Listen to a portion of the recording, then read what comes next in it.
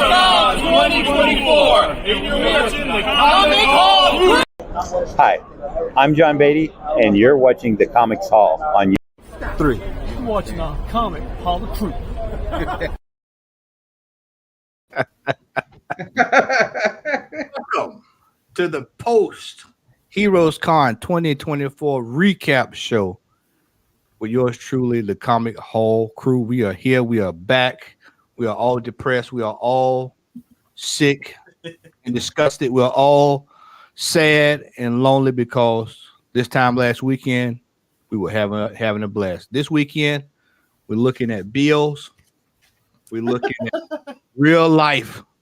Yeah. Face. But gentlemen, what a time it was last weekend. Good evening, folks. Hey man, why you keep forgetting to do the intro, bro?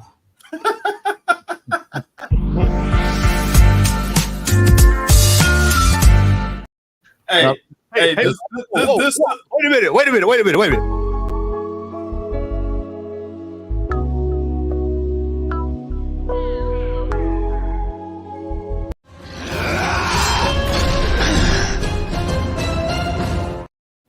I was too excited to do the show. My bad, man. I forgot to hit it, man. It's all good. This shows you how much HeroCon affected us that you forget the intro. I didn't even think about the intro. No, I didn't even think about the intro, bro. I kid you not. I did not even think about it, brother. I am ready to talk about this con, to hear people's thoughts. We all talked about it last weekend, but it's digested. It's in your system. You had a chance to soak it all in now, because let me tell y'all something. For anybody who has never been to this con, when you're in the thick of it, you're not thinking about stuff, man. Everything is a blur. It's going just like this. But when you have time to sit down, you can just kind of register everything, and it all soaks in. So sue me. I totally forgot to do the intro tonight. No worries, sir. I charge it to. I mean, we've been doing this for what, 7-8 years. Yeah. 1-2 times. I'm not gonna sweet chan music here. You good, bro? It's early to start too, bro. It's early. Yeah, that's the other thing too. We doing Arsenal Football Club time now. In the history of the Comic Con crew, I don't think we've ever had a live stream this early. Like, to be honest with you, We tell them at 7 o'clock. So yeah, this is the earliest that we used to. So yeah, you right. We sure did. Yep. When we first started, it used to be 7 o'clock. That was a long time ago. And this is an open mic show. We got plenty of folks joining us on this panel. And I know we got a couple of people in the chat that was there at the con that we met personally. Digger Jim. It was great to meet him. Legion of Comics is in the chat. Circumstances him, but he was there. Man, it was a great time at Heroes Con. All right, so let's get down to it, y'all. Let's get down to it, man. So, what was everybody's thoughts, man? What was everybody's thoughts come Monday and Tuesday? Because that's when you can really think about the week, man. Man, you see what I got underneath my name. I'm ready for next year. Like, my thought is, can we get to next year quicker so Heroes Con we can go back to? Because that show was amazing. And now me and Jace only went 2 days. And we like, man, if only we stayed an extra day for Sunday, because it felt like it went by so quick that it's like I wanted more of that. You know, I wanted to be there longer. I wanted to get a chance to meet Big Shan. I wanted to get a chance to meet more of the comic book community because they came out in droves, man. Like there was so many people I didn't get to see. You know, I want to meet creators that I didn't get a chance to meet, you know, get some SIGs, and then, of course, dig for more comics. Because, you know, there were so many comic booths there that it's like, it's overwhelming. And that was my whole experience. It overwhelmed the fuck out of me. But I enjoyed every minute of it. I think for me, going the second year, I kind of knew, like I knew what to expect going the second time around, so I was more concerned about making sure y'all was sorted out, especially that first 30 minutes, because once you hang that right on that escalator, it's complete madness. Because you look up and you walk in the door and you're like, oh shit, I'm at Heroes Con, and then you look from left, you see comic books, to the right, all the way down to the building, you see comic books, and you're like, well, where to start? So, you know, it was it was just fun for me to watch you all's reactions, man. Because me, Steve, and Hialeah, we'd already talked. It was like, it's gonna be crazy when they go down the escalator, man, and just the look. Remember last year when you went and we did the show, and that's when you told about going down the escalator, it was like the heavens open, and you was just in heaven of comic book nirvana. That's what it was. That's what it was. I mean, this show, no matter where you went, and this is my first time doing all 3 days, so I'll get on the 3 days in a little bit. But I'll tell you this: everywhere you look, comic books. I'm gonna tell you like this: it was more folks there this year than it was last year. And I'm gonna also tell you something else too. That Comic Con had every single thing for every single buyer. If you wanted 50-cent books, it was there. If you wanted quarter books, it was there. If it was dollar books, it was there. If it was buy 3 get 10 free, it was there. Yep. If you want to show up on Sunday, the $5 box was marked down to $1. It was there. It was there. Art, it was there. Everything, artist, it was there. Chris Claremont was there. I saw him. He was there. Adam Hughes was there. Everybody was there. Everybody, everything. It was happening. I think they said 50,000. I mean, bro, it was people piling into that place. And you know what the cool thing about Heroes Con is? How many times do y'all go to the local Comic Con and some shine bone is standing next to you, ain't put on no deodorant, ain't washed his ass?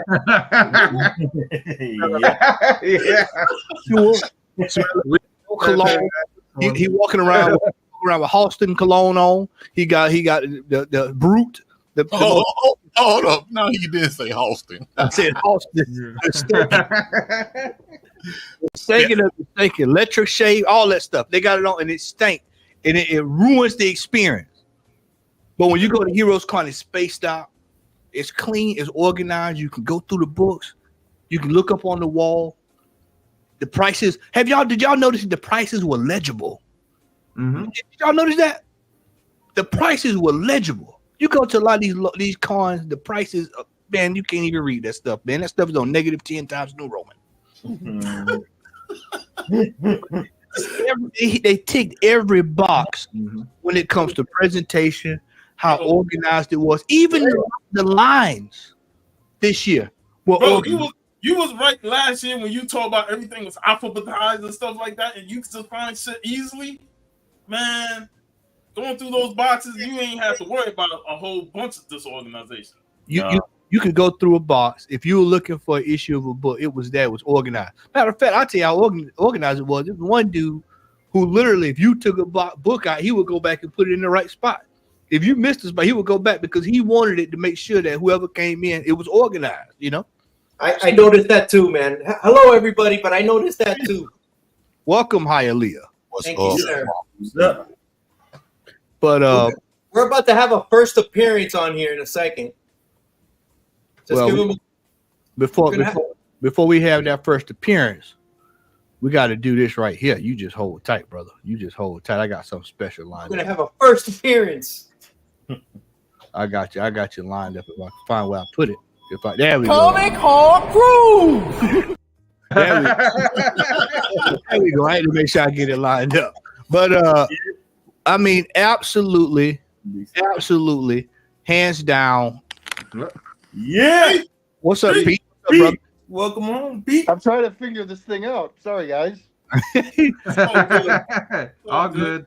This show, this comic book show, is the creme de la creme of comic book shows from every aspect. I'm talking every aspect. I have been to many a show, but there's no show that I've been to that can compete with Heroes Con when it comes for value to value from front to back. You know how they say you walk in the store and you touch all the bases, wraparound service. That's exactly what you get at Heroes Con, wraparound service.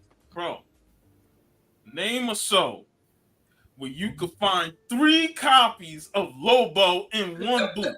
4. I found 4. You found another one. I found another one Sunday. That's a big 0 right there for you, man. Yeah. So I mean, and got it for $75, by the way. Oh, Wow. Why are you rubbing it in Puff's face? Hold up. Motherfucker, I didn't pay $75 for mine. hey, that's how Cooler Bean Comics felt the same way. Hey, this brother, hey, this dude, I powered. He said he wanted 100 for it. I was gonna pay him the 100. I looked down as he was putting the PayPal in. He put $75. That's on him. That's on him, bro. Nice. You don't get sellers like that, man. Why you ain't say nothing Sunday? I mean, I already got one, and I appreciate you, but I'm just Well, you would sleep in the car on the way back when I told Larry. I got 4. I told Larry. could have You repeated it. had your headset on, but yeah, I got that copy for brother John Gay. He had reached out to me Friday and said, "Hey man, you see another copy, let me know." So I called him Sunday when I went in and told him I'm looking at it, and he asked me, "Well, how does it look?" I said, "Well, it's a low grade. It's probably about a 2.5."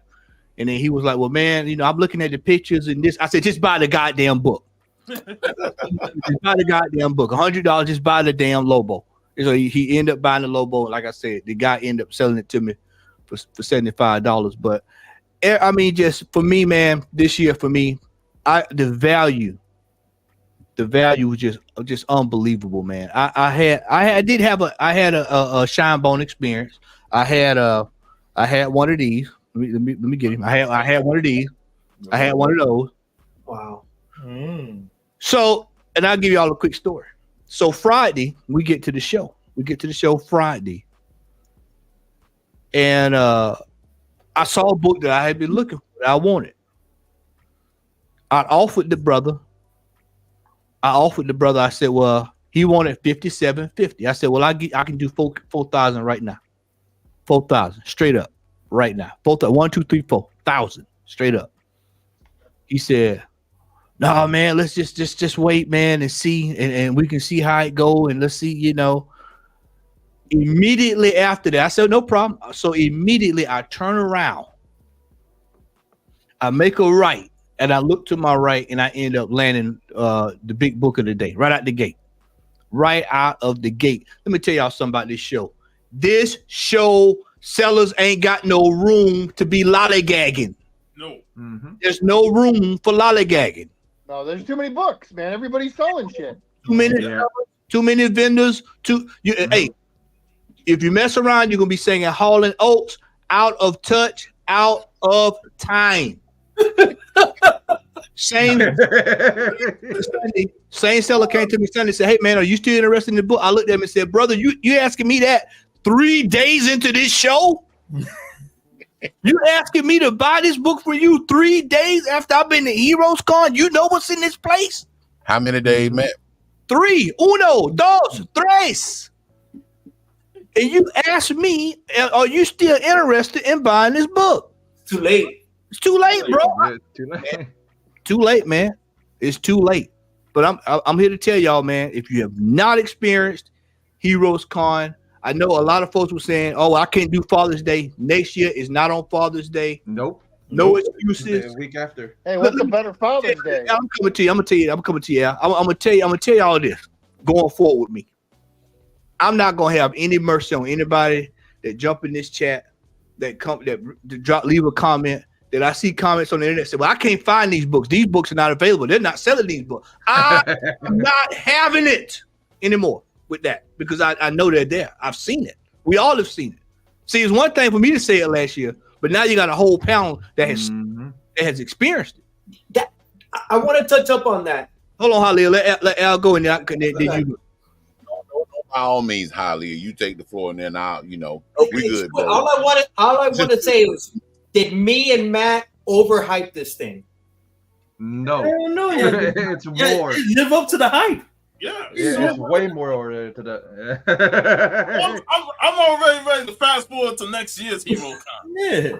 Like, I know MegaCon is there, but I'm ready to go to Heroes Con. Screw MegaCon. I mean, unless someone big celebrity yeah. wants to come to MegaCon, I give 2 fucks about MegaCon. Hey, Jamal ready to go back there to buy all those long boxes of Sonic books that he Hell sold. yeah, I'm gonna be well prepared next year, bro. Go ahead, Al, because I want to bring up something else too. Well, I'm gonna go ahead and get my 2 cents out the way, and I'm gonna let everybody have the floor. everybody. Thank you for joining. Some faces I hadn't seen since last week. We were tripping last night. Me, Matt, and Larry were talking on the phone, and we were talking about how this time last week we were in the thick of things and stuff. Yeah. It's kind of surreal, man. That I mean, today we would have been actually headed out of the con, headed over to you all, Hialeah, because we had already by this time we had already eaten dinner and stuff, and we were on our way to y'all. So that phantom is real. It is real. I ain't gonna lie, bro.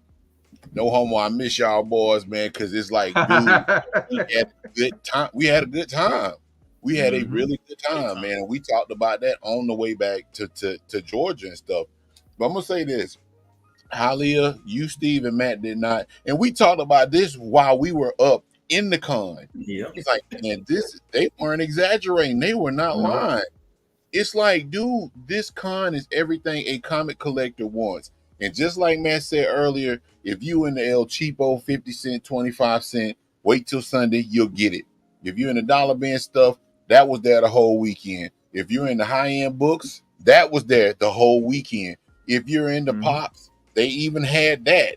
Even though what's going on, Donnie has entered the chat. Donnie's rebooting. He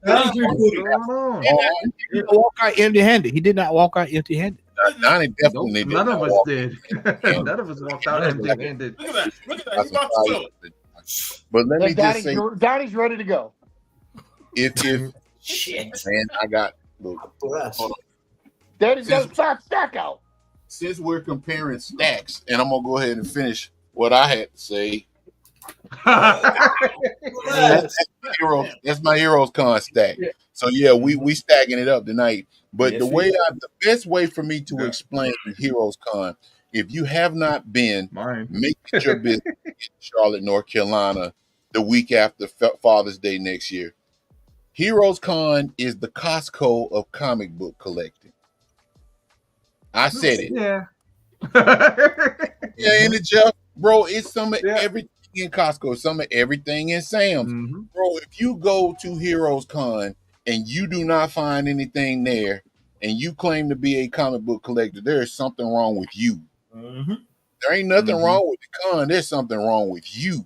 Stuff here. Man, I was having issues with my ankle and stuff, whatnot. I was hobbling around, but I still got to a few. And I was telling Matt them, I only got to 5 vendors.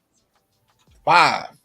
And y'all just seen my stack. And y'all know some of the stuff that I picked up. 5 vendors. Y'all know how many vendors was there. Y'all seen them. Yeah. That was just 5 vendors. I was seeing folks on the last day that I didn't even know was there. Yeah, remember I told you, I said, bro, you see the guy selling video games? You were like, yeah, which one? And I said, oh, it's another one. You told me about somebody else that I didn't know about. Yeah, I think it was actually 2 of them. 2 of them. It was 3 of them. Y'all found a third one? Yeah, we found the third one Sunday. Dang. Man, I'm telling you, it is the Costco of comic books. There is something there for everybody. Just look at the main line on that map in the middle. Look at the That's space. all vendors. Look how wide it was. That place is huge. Yeah. And we can talk to each other without yelling over each other. Oh, I can hear you on the phone real clear. Yeah. You can't hear shit if you talk to somebody on the phone. Nope. Dude, go up a bit, Matt, on the chat. Digger put something in the chat kind of early on. Let me see where it's at. It's shit, man. We got the chat's popping. He put something about that you don't even smell the stink. Yeah, I bet he put no stink. I bet you that stink is stink. I didn't smell no funk. There was so nice. You didn't have to be up on nobody, dude. I smelled no funk the whole 3 days, dude. It's you know something else that was cool about this show? The vendors let you come behind there and look at the books, man. Yeah. Open the booth. They welcome you. You know that rope we be talking about all the time. They lift that rope up. Come on in. We're here to sell. We're here to sell. Somebody in the chat put it earlier. It was here right there. That is. And you know what? Everything is for sale. Yeah. Everything is for sale unless you them two stooges from that be up the show here in Georgia. We'll talk about them later on. We'll definitely on tonight. My favorite phrase now, because I used it today, is that gummit. I told Larry, you use it all the time, man. Is that price firm? Yep, I used it today when I bought a game. I said, that price firm. I said, that's gonna be my mantra next year. Like everywhere I go up there, is this price firm? And I'm gonna say, don't hurt. It doesn't hurt. No. No, dude, it's never bad to ask. I always say, like, Yeah, or I you told say you're Jeff paying that cash. too. I was like, I was like, dude, you just say it, and what are they gonna say? Yes or no? And then you go. Yeah. You got to work with them. Yeah. These people want to sell their shit. That's why it's there. Yeah. See, this is why when you talk, if you talk to people and they say, "Well, I'm not gonna go to Heroes Con," and then you say, "Well, why? Oh, I can't compete." Well, we know why. You can't. I mean, it's serious business because you go to this show. And it's like literally, I told you there's no room for error. If you got somebody in front of you and they're looking at a book, you got to try to get them out of there with that book. Mm-hmm. You know, Tom said it best. He said, "It's my job to get you the book. It's my job to sell you this book. Yes. To get you on with this. I'm not trying to hold on to it." This the other thing I want to bring up. Sunday, I was telling Larry this on the way home. I don't know if you heard this, Al, but I was telling Larry this. I said next year we were in one of them AME passenger vans, you know, church AME passenger vans, you know. Yes. and I'm bringing me 2 or 3 loan boxes. I saw something that I thought I'd never see before. I've never seen. Me and you talked about this on the phone. Yeah, we talked about this Monday. I saw loan boxes at the show moving, getting big time cash. All this stuff you got sitting up in your house that you just collecting dust. Take it to the show. Go get you a book. Man, why are you saying that? These sellers have to replenish. One dude got railroaded. I watched him. He was shutting his book down. He was like, man, he paid another vendor. He paid him about 10 grand. He said, I got to replenish because I got to go to a show next week. I need books because he got railroaded at the show at Heroes Con. They cleaned him out. Just think about that. He got cleaned out. He had to go find inventory for his next show. Wow. And people were selling loan boxes. Cats was because there was another set of cats coming in Sunday that wasn't there Saturday and Friday. They were there to just basically get off of old books or whatever.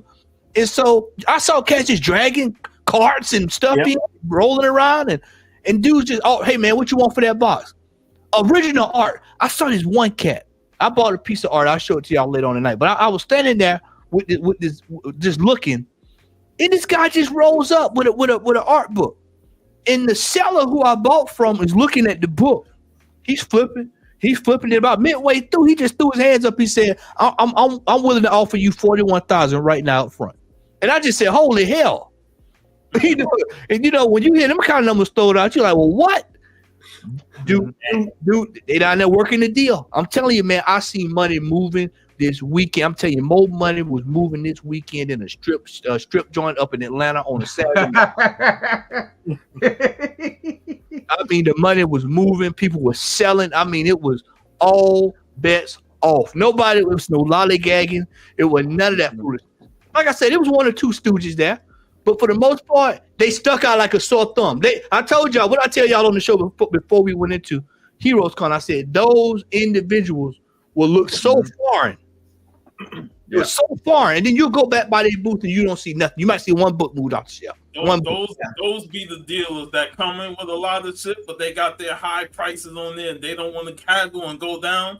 They walk out with the same books, all that stuff, going to the next show, the same prices. Who is the guy you guys were showing me? The guy, I forgot his name. I'm not gonna say his name, but yeah. Yeah, I was taking. You know what I'm talking about. There's this dude, and I think he's Cuban, dude. The guy I think is from down here. He has the accent, and I go, dude, I think this guy is Cuban, bro. But anyway, I know who he's talking about. I've seen him in a ton. I've seen him in a ton of shops, a ton of shows. Fucker never moves anything. I don't know who the fuck. I don't know how he keeps doing it. Some chump. The people that buy from him, I just don't understand. but every book is on a Mylar, and it's the first thing they tell you when you go up to their booth is it's from his personal collection. 9.6, 9.8, everything is 9.6, 9.8. Nothing's graded, but it's from his personal collection. I'm like, somebody said it. It was either Pete or Don. He goes, "Isn't everything from the fucking personal collection?"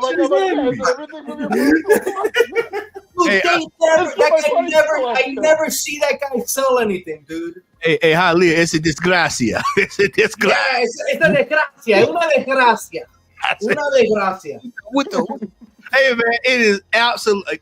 I know exactly what you're talking about because I asked to get out. He had a Gambit. And so I was like, well, how much you want for the Gambit? He was like $285, $295. I was like, absolutely not. Not a show like this, bro. $295 for a Gambit.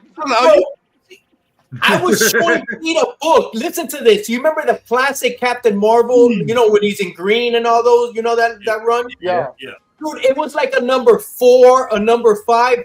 Nothing to that book. It's not a key. $290, bro. The embodiment of a museum.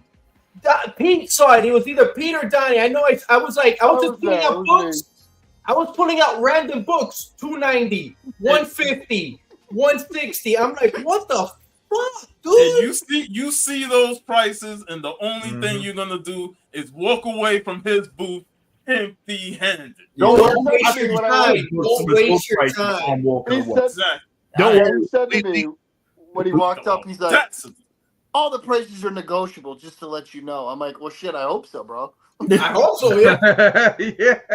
Don't worry, we got video. We have video footage of that particular gentleman. I remember. Yeah, you should interview him. I saw the book. I did interview him. I did. You did. I was on the camera. Hey, that ain't is it? That is the pastor. Reverend Wright. That's what I call him, Reverend Wright. Reverend Wright. That's his nickname, Reverend Wright. Reverend Wright. Yeah, never says anything. Reverend 9.8. Yeah, Reverend 9.8. Yes, that's it. Yeah, Reverend. Yeah, that's even better. Reverend 9.8. That's what we're gonna start calling Reverend 9.8. But yeah, I mean, you go to some of these vendors, man. There was just one cat, man. He had one of the most eccentric booths I'd ever seen. It was like going into an old bookstore, and he had like old HP G-Man. I know G-Man's gonna love this. HP Lovecraft. I mean, all over the place. Everywhere I looked, it was HP Lovecraft. HP Lovecraft. It was the other brother. I can't think of his name. The other Wells had a bunch of books there. Had pulps all over the place. I saw more pulps all over the place this year than I've ever seen. Matter of fact, I picked up one. But I'm telling you, this was absolutely hands down top draw. It just you saw it, even when they announce stuff, you can hear it. You can hear you can hear people ding. You know, they come in and make the announcement, and then Steve. Steve, Stone Cold. Steve, Stone Cold. Steve. What up? What's up, brother? I've been listening to the whole show. Just had to cook something. Sherry was a little late, so it's all good, brother. Hey, glad to have you here, man. We survived another year, man. I'm telling the guys, man, this and the people, the viewers, how excellent that this show was. I mean, just from top to bottom. For me, man, people thought I was crazy this year because I was sad. You know, I'm not spending any big time money to Heroes Con. I saved every nickel I had for Heroes Con, every nickel, and still had money left over. That's how good the deals was this year. I was shocked that I walked out with money, man. I was like, damn, I had cash and still got the same cash still sitting in my wallet right now. And you know what? That's gonna be for next year's Hero Con. That's gonna be it. Yeah, I mean that's another thing too. You go in there with cash money, man, and the cash is just like things change real quick. Matt, what account is that? So I know. I want to keep it safe for you.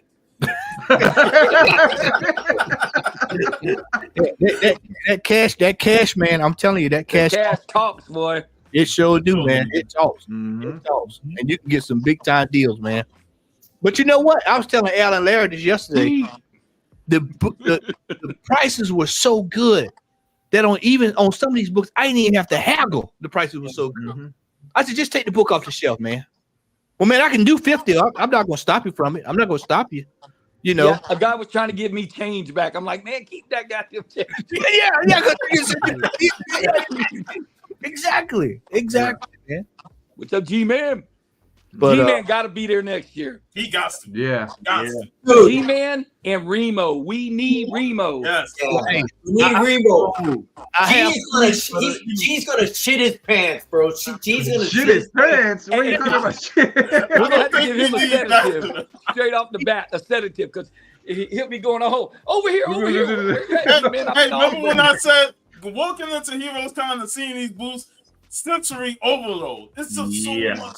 It is, right? It was even bigger than last year, wasn't it, Matt? Yep. If Gino comes, it's a guarantee. Oh, we got to meet through every single box there. No box left unturned. Let me tell y'all something. Single box. Let me tell y'all something. Let me give y'all the game plan right now. All this every Wednesday bullshit, cut that shit out. Buying these 80 books. Yeah. The 1 in 6,000 variant of Fool Killer. All that stuff. All that out. Cut all that out, man. Save your money. Them same books that come out on Wednesday from now until next year will be there at Heroes Con in the 50 cents. In the dollar bins. Yeah. Every last one will be there in that quarter bin. Hey, it's okay. Go buy you go buy you 2 or 3 books in a Snicker bar from your LCF. Support them. But don't be going in there dropping 800, 700, 400, 650, 500.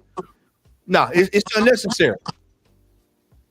The D did tell us a long time ago Heroes Con was good. Yeah, but you know what? Was way back like D was the first one that missed was saying that too. Quest for Legends, who I saw there, he was saying that Heroes Con was the place to go. The thing is, D's always fucking around, so nobody takes him serious, bro. That's all he does.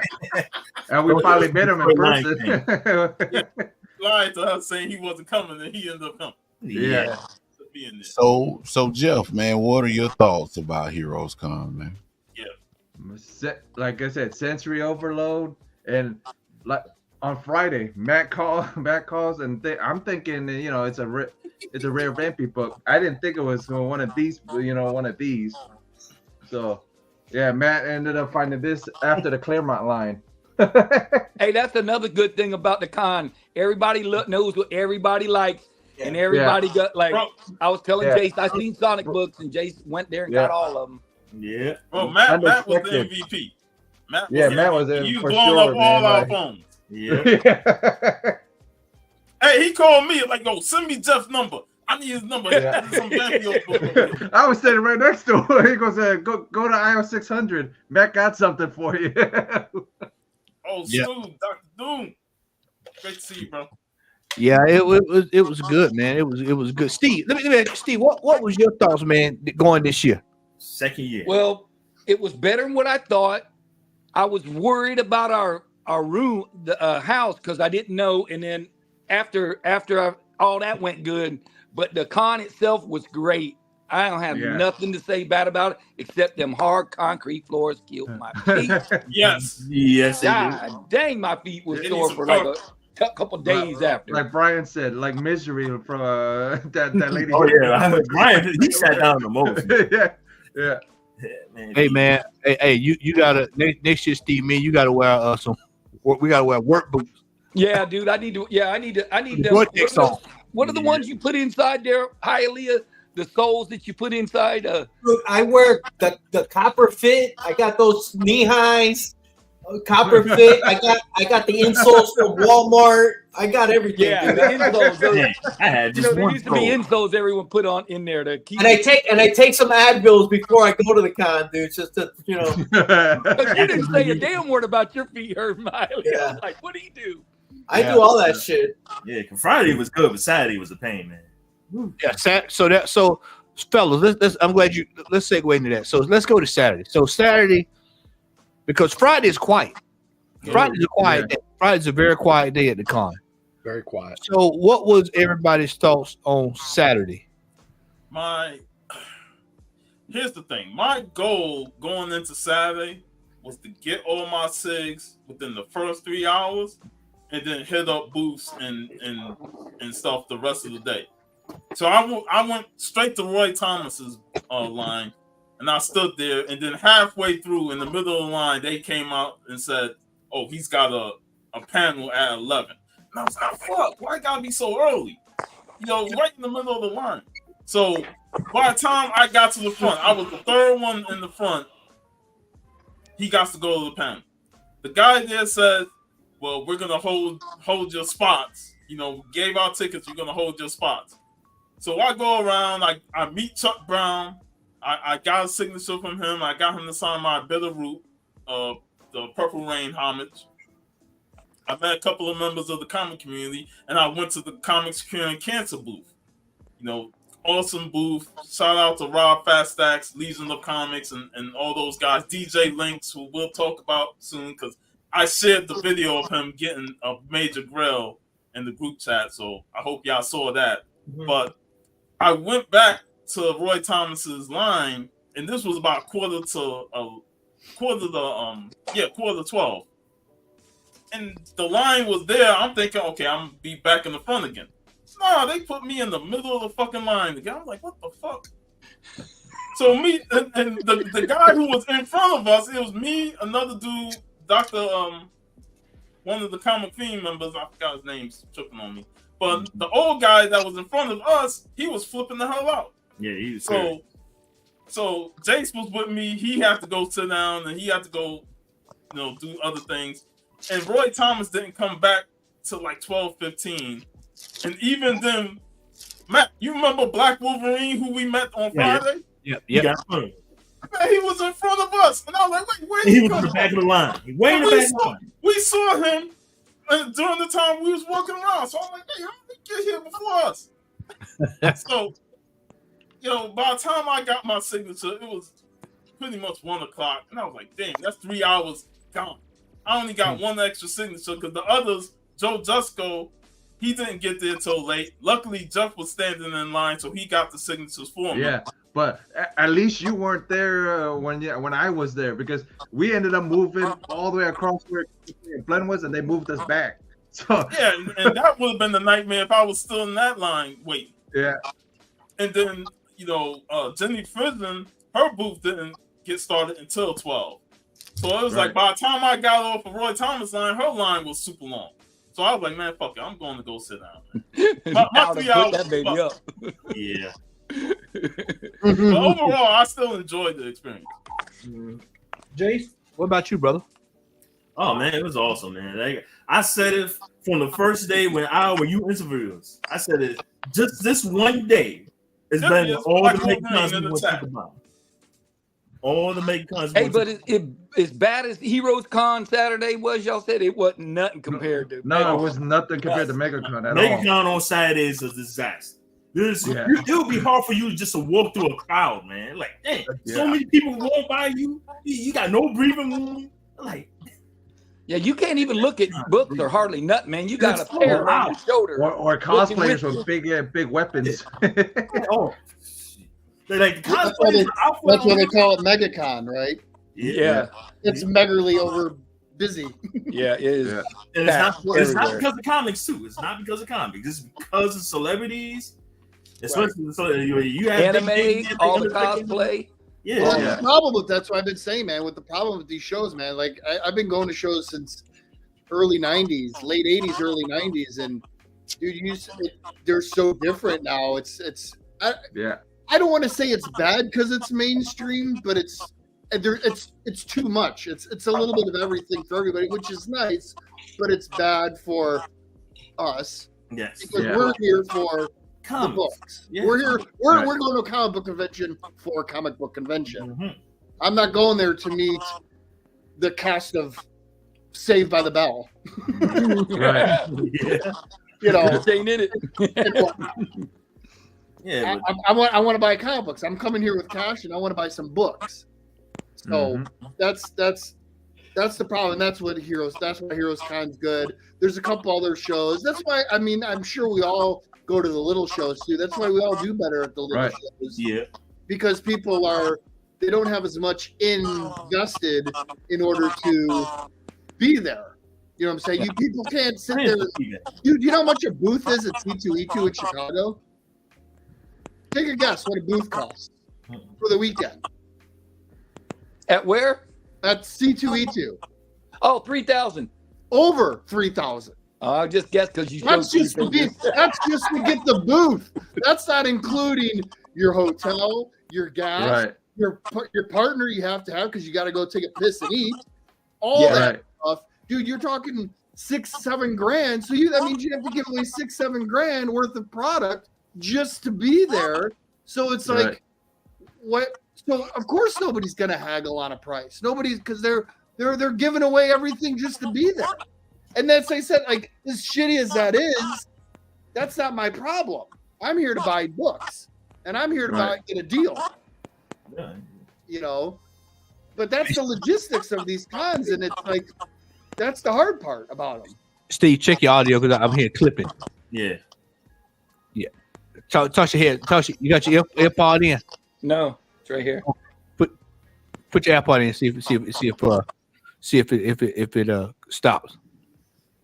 Yeah. I can hear you in my earphones now. Yeah, there we go. It wouldn't work earlier. It wouldn't work. I tried to take it out. Got it. Yeah, no, he's right, man. These guys at Heroes Con, they're coming down there. They spend the money, and it's less expensive as some of these super cons, as I call them, the New York Comic Cons and San Diego and C2E2 Mega Con. You know, the super con. They in that god awful show we have in Atlanta, which only have 7 minutes. And so they're there, and so it's like, okay, well, hey, let's make some moves. People, I actually heard vendors say that they were there to move stuff that they couldn't sell in their store. To get rid of it, it's got to go. It can't go back. Right. People need to clear out. You know, this is why I said for anybody that's interested. And yes, Baltimore. That's the other con that everybody says. Like I said, I'm not flying all the way to Baltimore. I love collecting, but I'm not driving all the way to Baltimore, flying to Baltimore to go to that.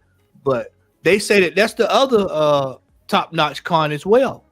But these shows, this is why I see these people on YouTube. And they put the comic book industry is going down the toilet. The comic books falling away. The comic books is fading away. The comic dead. It's dying. It's this that. It's the console. I'm saying didn't look like that on Friday to me. Didn't look like that on Friday to me. No, it's. Hey, I asked everybody I went to their booth how they're doing. I always ask them, and every one of them said they're doing good. Every last one of them. Yeah. Even Hialeah's buddy he hates.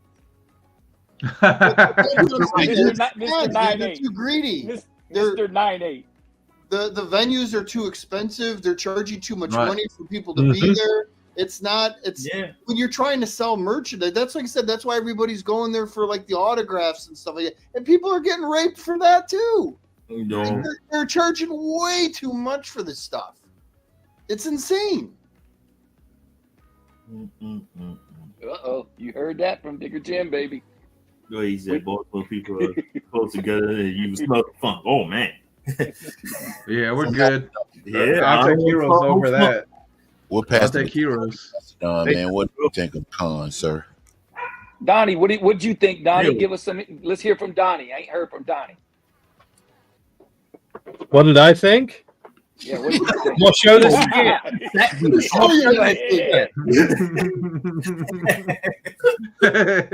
Is that the biggest collection you've bought at a show, Donnie? No, not really. No, I've bought in similar at Baltimore, but that Baltimore show is good. I need to go out to that one. I think. How far is Baltimore from you, Donnie? about 3 hours. Yeah, you definitely can go to that sucker on Sunday. Bullshit. The industry didn't. Yeah. So what was your overall experience, man? Outside of that, Donnie, was this your first Heroes Con? Yeah. So what was your thoughts of it? Because you've been to Baltimore Comic Con, so you got a pathway to both, so you can kind of give us your insight on that. I agree with what Digger said. It is a little, it's kind of close. as far as the way it's set up, the way the floor is set up. Not as quiet as Heroes was. Even on Saturday, Heroes was quiet. Because they don't have a friggin' dance for that shit. And I love it. Yeah. Right. Everybody, Lucy Lawless is coming to the stage soon. Yeah. No Kato Kalin hosting the event. But yeah, it was fantastic. The best part of the weekend, other than knocking some holes, was meeting all the people that I have not met yet. Getting to hang out with you guys, just Donnie, you're the best, man. I loved hanging out with you, bro. Yeah. As soon as Donnie walked in, what was it, Friday night? Was it Friday night or Thursday night? It was Thursday night. He got a plate of food. Steve handed him a plate of food. I'm glad I documented that. Steve had I wasn't in the door 5 minutes and I had a plate of food. I'll tell y'all now. I'm just letting y'all know. I'm putting y'all on notice.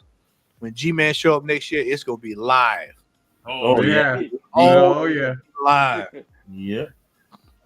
Like Matt and I already had a plan about this. We're gonna have him go one way and say, meet us back here at 7 o'clock. 7 p.m. 7 o'clock. He's gonna do the whole one side. I know I'm going in with a much more strategic plan next year. Like this year was overwhelming. It was my first time, and between the comic vendors, between the model comic community members, the creators, it was overwhelming. But next year, I'm going to go in with a clear focus of what I'm going to do. I got to be like Matt. They're like, hey, dap up, go to the next booth. Hey, what up? Dap up, go to the next booth. I was kind of lollygagging a bit at sometimes, and it kind of derailed my my whole experience of trying to dig in some booths. But now that I experienced Heroes Con, I'm definitely going to go in with a more strategy next year and say, I'm not going to lollygag too many times. The thing is, it's overwhelming, dude. It's overwhelming, the amount of books. Yeah. That first day, I was like, my God, I don't see books anymore. It's just a kaleidoscope of books. It's insane. Go ahead, Steve. Go ahead. I'm sorry I interrupted. Saturday, I don't know how this could happen, but I went up and down that con by myself for 2 hours. I ain't seen not one of y'all. Not one of y'all nowhere. And that rarely happens. They just fucking left. I told Brian, like, I said, where is Steve? Yeah. Where is Hialeah? I saw Hialeah maybe 4 times during the show. Maybe 4 times. You know how Underdog flies up into space? That was me at them booths. Everywhere. I was everywhere. I think I hung out with Peyton more than I hung out with you guys. Everything is simply there. He's like, it's. There's so much I don't even know what to buy. I'm like, bro, like I don't even know what to get. There's too much. Yeah, man. Next year I'm staying an extra day. I'm going. I got it right here. I got it. Yeah, we going on 3 days next year. Hey, I'm gonna tell you like this, G-Man. I love you, brother. But this is, if anybody tell y'all, this show right here, you ain't got time. You ain't have time. You gotta get pushing you the other way. Go ahead, and we'll beat you back at 7. See you. I think it's gonna have to be like that. When you get there, you're gonna be like, you have to like with me. I stumble into stuff because I'm going from booth to booth. I'm moving, and that's how you gotta go. You gotta go from 1, 2, 3, move. You don't have time to be talking. You have time to talk about cutting grass. You have to talk all this stuff. You got to go bang, boom, bosh, and move. Because if you don't, you're losing time. And one thing that I noticed this year over last year is I started watching the time. And I was like, fuck, I'm losing time. Another thing I got to say. They need to make this shit start at 10 o'clock. Exactly. I agree. I don't think time 10 to 8, 10 to 9, 10 all day. It needs to 24 hours. 24 hours. And we'll be there at midnight. He got to the car 11 o'clock on Sunday, and then like, oh shit, they saw it 11. Hey, if that happens, Tommy, I might need a hit of one of your drinks. Late, man. Go ahead, brother. Go ahead. I've been hunting with Matt. You know, we on the opposite sides of the spectrum, but one thing I would say, Matt is random. He called me, man, and it's like, hey, man, I got this book, man. I want you to see, man. Like, I got this Lobo. And I think Matt probably was the most active person calling folks that weekend, Friday and Saturday, because if he saw something, he gonna get you on the horn. So if you happen to actually come to a Heroes Con convention or any kind of convention, let Matt know what you're looking for. Because for some strange reason, I think it's his mutant ability. I think mutant power is Matt will find stuff, and it's like, man, how did? Because I asked him, I said, bro, how did you come across this one book that he got for me? You're like, man, how did you come across this book? He said, man, he didn't. And not only did he call me, but he done already brokered a deal with the vendor and stuff. It's like all I had to do was just go and buy the book. Like, God, we both went and get that Lobo. Yep. Mm-hmm. Yeah, I called her. I said, the man. I said, the Lobo is here. You want it? Yeah. I said, well, the guy told me the price. I said, well, can you do this? Yeah, I can do that. I said, well, you hold that book, take it off the shelf, hold it right now. Let me make the phone calls and let me make the call. So I called, and I picked up. He said, you got? I said, yeah, come on. Sean said, you got another one? I said, yeah, you got a low grade one. He'll let you get it. We were still in the Clearmount line at the time when you called. I go, Sean, don't you want one too? Come get Sean, it. Hey, Sean, you showed that list of all the calls, and with Matt, the one call you got to me is, where's your ass at? Yeah. I was lost by my damn self.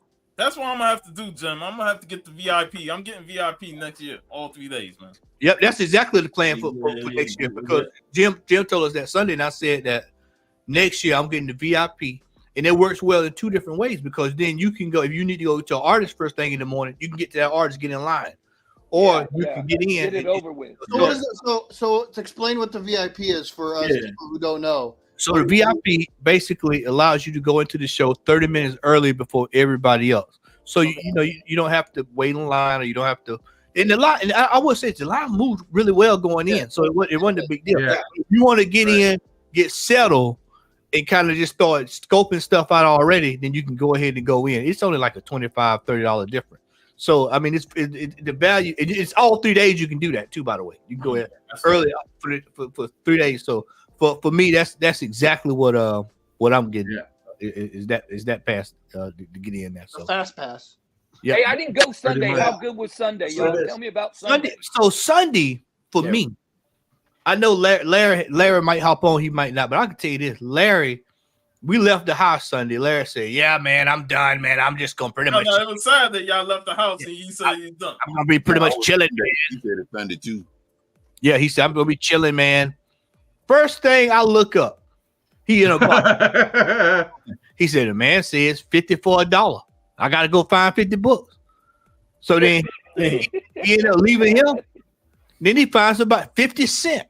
The 50 cent books piled up, high as the eye can see. For me, I was noticing how many people who had the same people had good deals on Friday had even better deals on Sunday. And you would see books where it would say one dude had a big slash mark, books $5, $2. Damn, that's a damn good deal. I mean, I saw wheeling and dealing on Sunday. I saw straightforward wheeling and dealing. People were moving books. People were selling.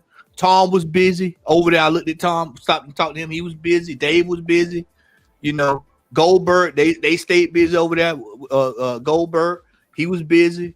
You know, Buzzard Brother, they were busy. I mean, people were busy. People were moving books. The only folk that was standing there looking like somebody stole their lunch money was, you know who, the Shine Ball. They was that was highly his boy. The doofuses who showed up. Let's deep this, y'all. Let's deep this.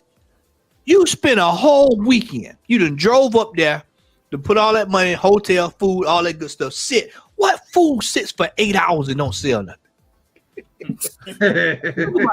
the fool that sells books for $365 is not. Only puts his personal collection up all His 9 personal collection. The guy who's trying to sell his personal collection. I didn't even tell y'all about this dude. I ain't even tell y'all about this dude. This one guy I went to. I was digging through his stuff. And I just, you know how you glance, y'all? You look up on the wall right quick. I looked up on the wall and I knew I was in trouble. I said, oh my God. I said, oh, what have I got myself into? I look up, I see 7 or 8 Voltrons, 9 8s up on the wall. I said, oh my God, this is the modern fool. There's 7 or 8, 9.8 Voltron. And then I look in there and I can't remember what book was that I saw. He wanted crazy money for, man. It was some book he wanted crazy money for. And I was like, oh, well, clearly I see why you looking like somebody slapped you in the face, man. Because you could tell it. You could tell them dudes on Sunday who ain't sold nothing. Man, they start looking desperate. They start looking desperate, looking around. They start looking, you know how the repo man used to come out when he was wrestling? The repo man used to come out. He'd be looking for left and right and all that. That's how some of the vendors were looking. They were looking desperate, man. They were looking desperate. But the ones like let me because I don't know if Larry will come on, so I'll tell the story. So Larry was at a vendor, and this one vendor, the guy was saying he wanted to buy a book. Now I think the number was 2,000 or whatever. The guy said you can get it for 1,400. He said, "Well, let me get my card out because it was a book he really wanted." And the dude said, "Well, I don't take debit cards." That's the dumbest thing ever. You don't take a debit card. The dude said, "Just tax me whatever the difference is. I'll pay it." He said, "No, man, I can't do a card." So he said the dude threw his hands up and just walked off. He was so frustrated. Brother, let me tell y'all something. Any vendor watching this show, you, the vendor, that might be thinking about this, you, the vendor. Put yourself in big screen. Yeah, let me blow this up right there. You, the vendor that is thinking about coming to this show next year, setting up and taking cash. Don't be a goddamn fool. Open up a Venmo account, Zelle, PayPal, Western Union, whatever it takes. If somebody is offering money to you, my friend, take the money. Take the money. Why would you come sit at a show for 24 hours? 24 hours. And watch somebody, watch people come to your booth. They come to your booth. And they're looking to buy. And you got to tell them repeatedly, over and over and over, we don't take cards. Take cards. Yeah,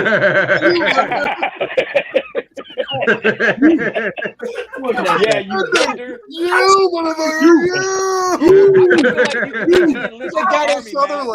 How stupid are you? How stupid are you? Exactly. Yeah. How stupid are you? And so people, like I said, Sunday, there were people moving stuff. It was and it was just across the board. People had jewelry they were marking down. They had, it was all kinds of stuff there, man. And like I told Larry, I said, I was walking.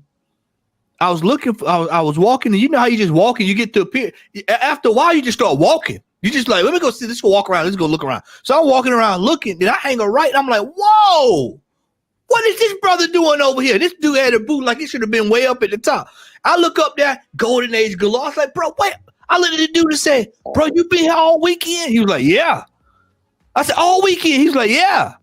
I was like, damn, bro. I said, man, I walked all past it. I said, I didn't even see this. Didn't even notice it. Dude had banger after bang. G-Man, you in the chat. He had the Batwoman, Weird Tales. Check banger after banger after banger after banger after banger. I said, bro, I couldn't believe it. But that just goes to show you how many vendors are at this show. You don't see them all. I'm sure.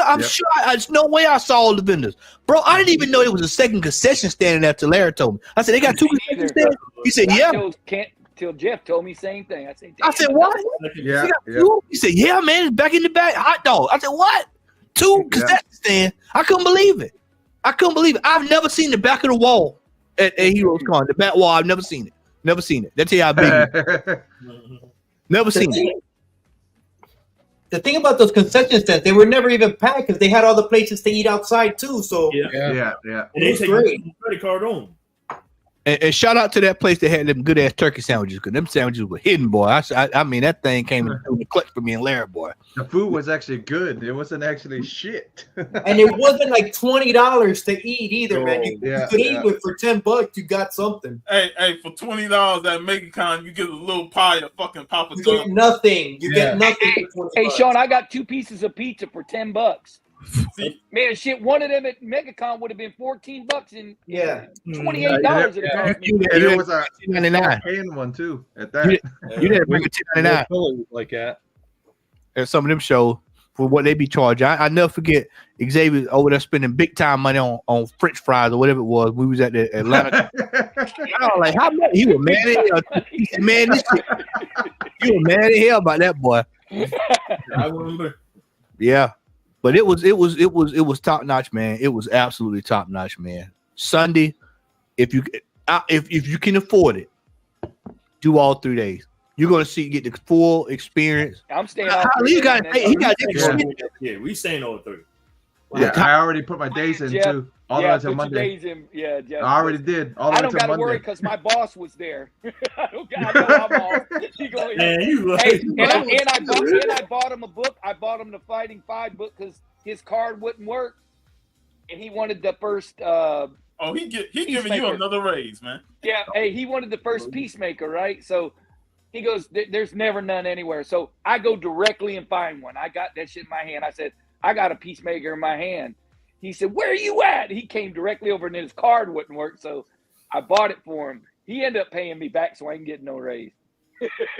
My raise is out. I just say, keep that shit. He'll give you an extra day off for Heroes Con next year. Yeah. Oh yeah. I'm gonna talk him into going all 3 days so he's right there with me. He can't talk shit. Yeah. So someone said they didn't want to go to Heroes Con next year. Who was it?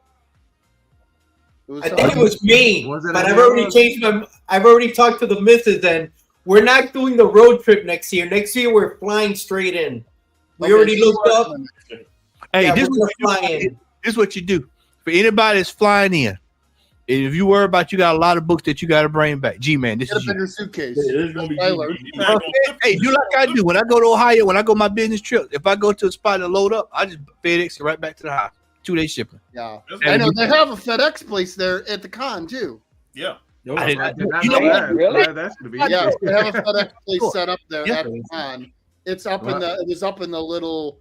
Like where we were sitting, like the area, the food area. Okay. Yeah. So G's gonna be spending at least a couple $100. That's why I said if anybody's gonna come back with a short box or a long box, if it was indicative of what we saw when he was in Florida, I already know. That's why I said just ship it back because you're gonna have a whole bunch of books.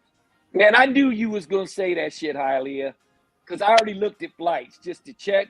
But I can't leave my boys Jeff and Brian out. That was a fun road trip. But I said, I bet you, Hialeah, to check the flights. I knew it. Yeah, and they're not right now. We looked ahead, and it's not crazy. It's not a crazy price on flights. Like $90. I looked too. Yeah, because remember on our way home, Jeff, we're like, we see Pete say, "Man, I'm already home getting my feet massaged." Yeah. Shit, we said, "God damn, we got 6 more hours." Yeah, it was an hour and a half. Even pipped us.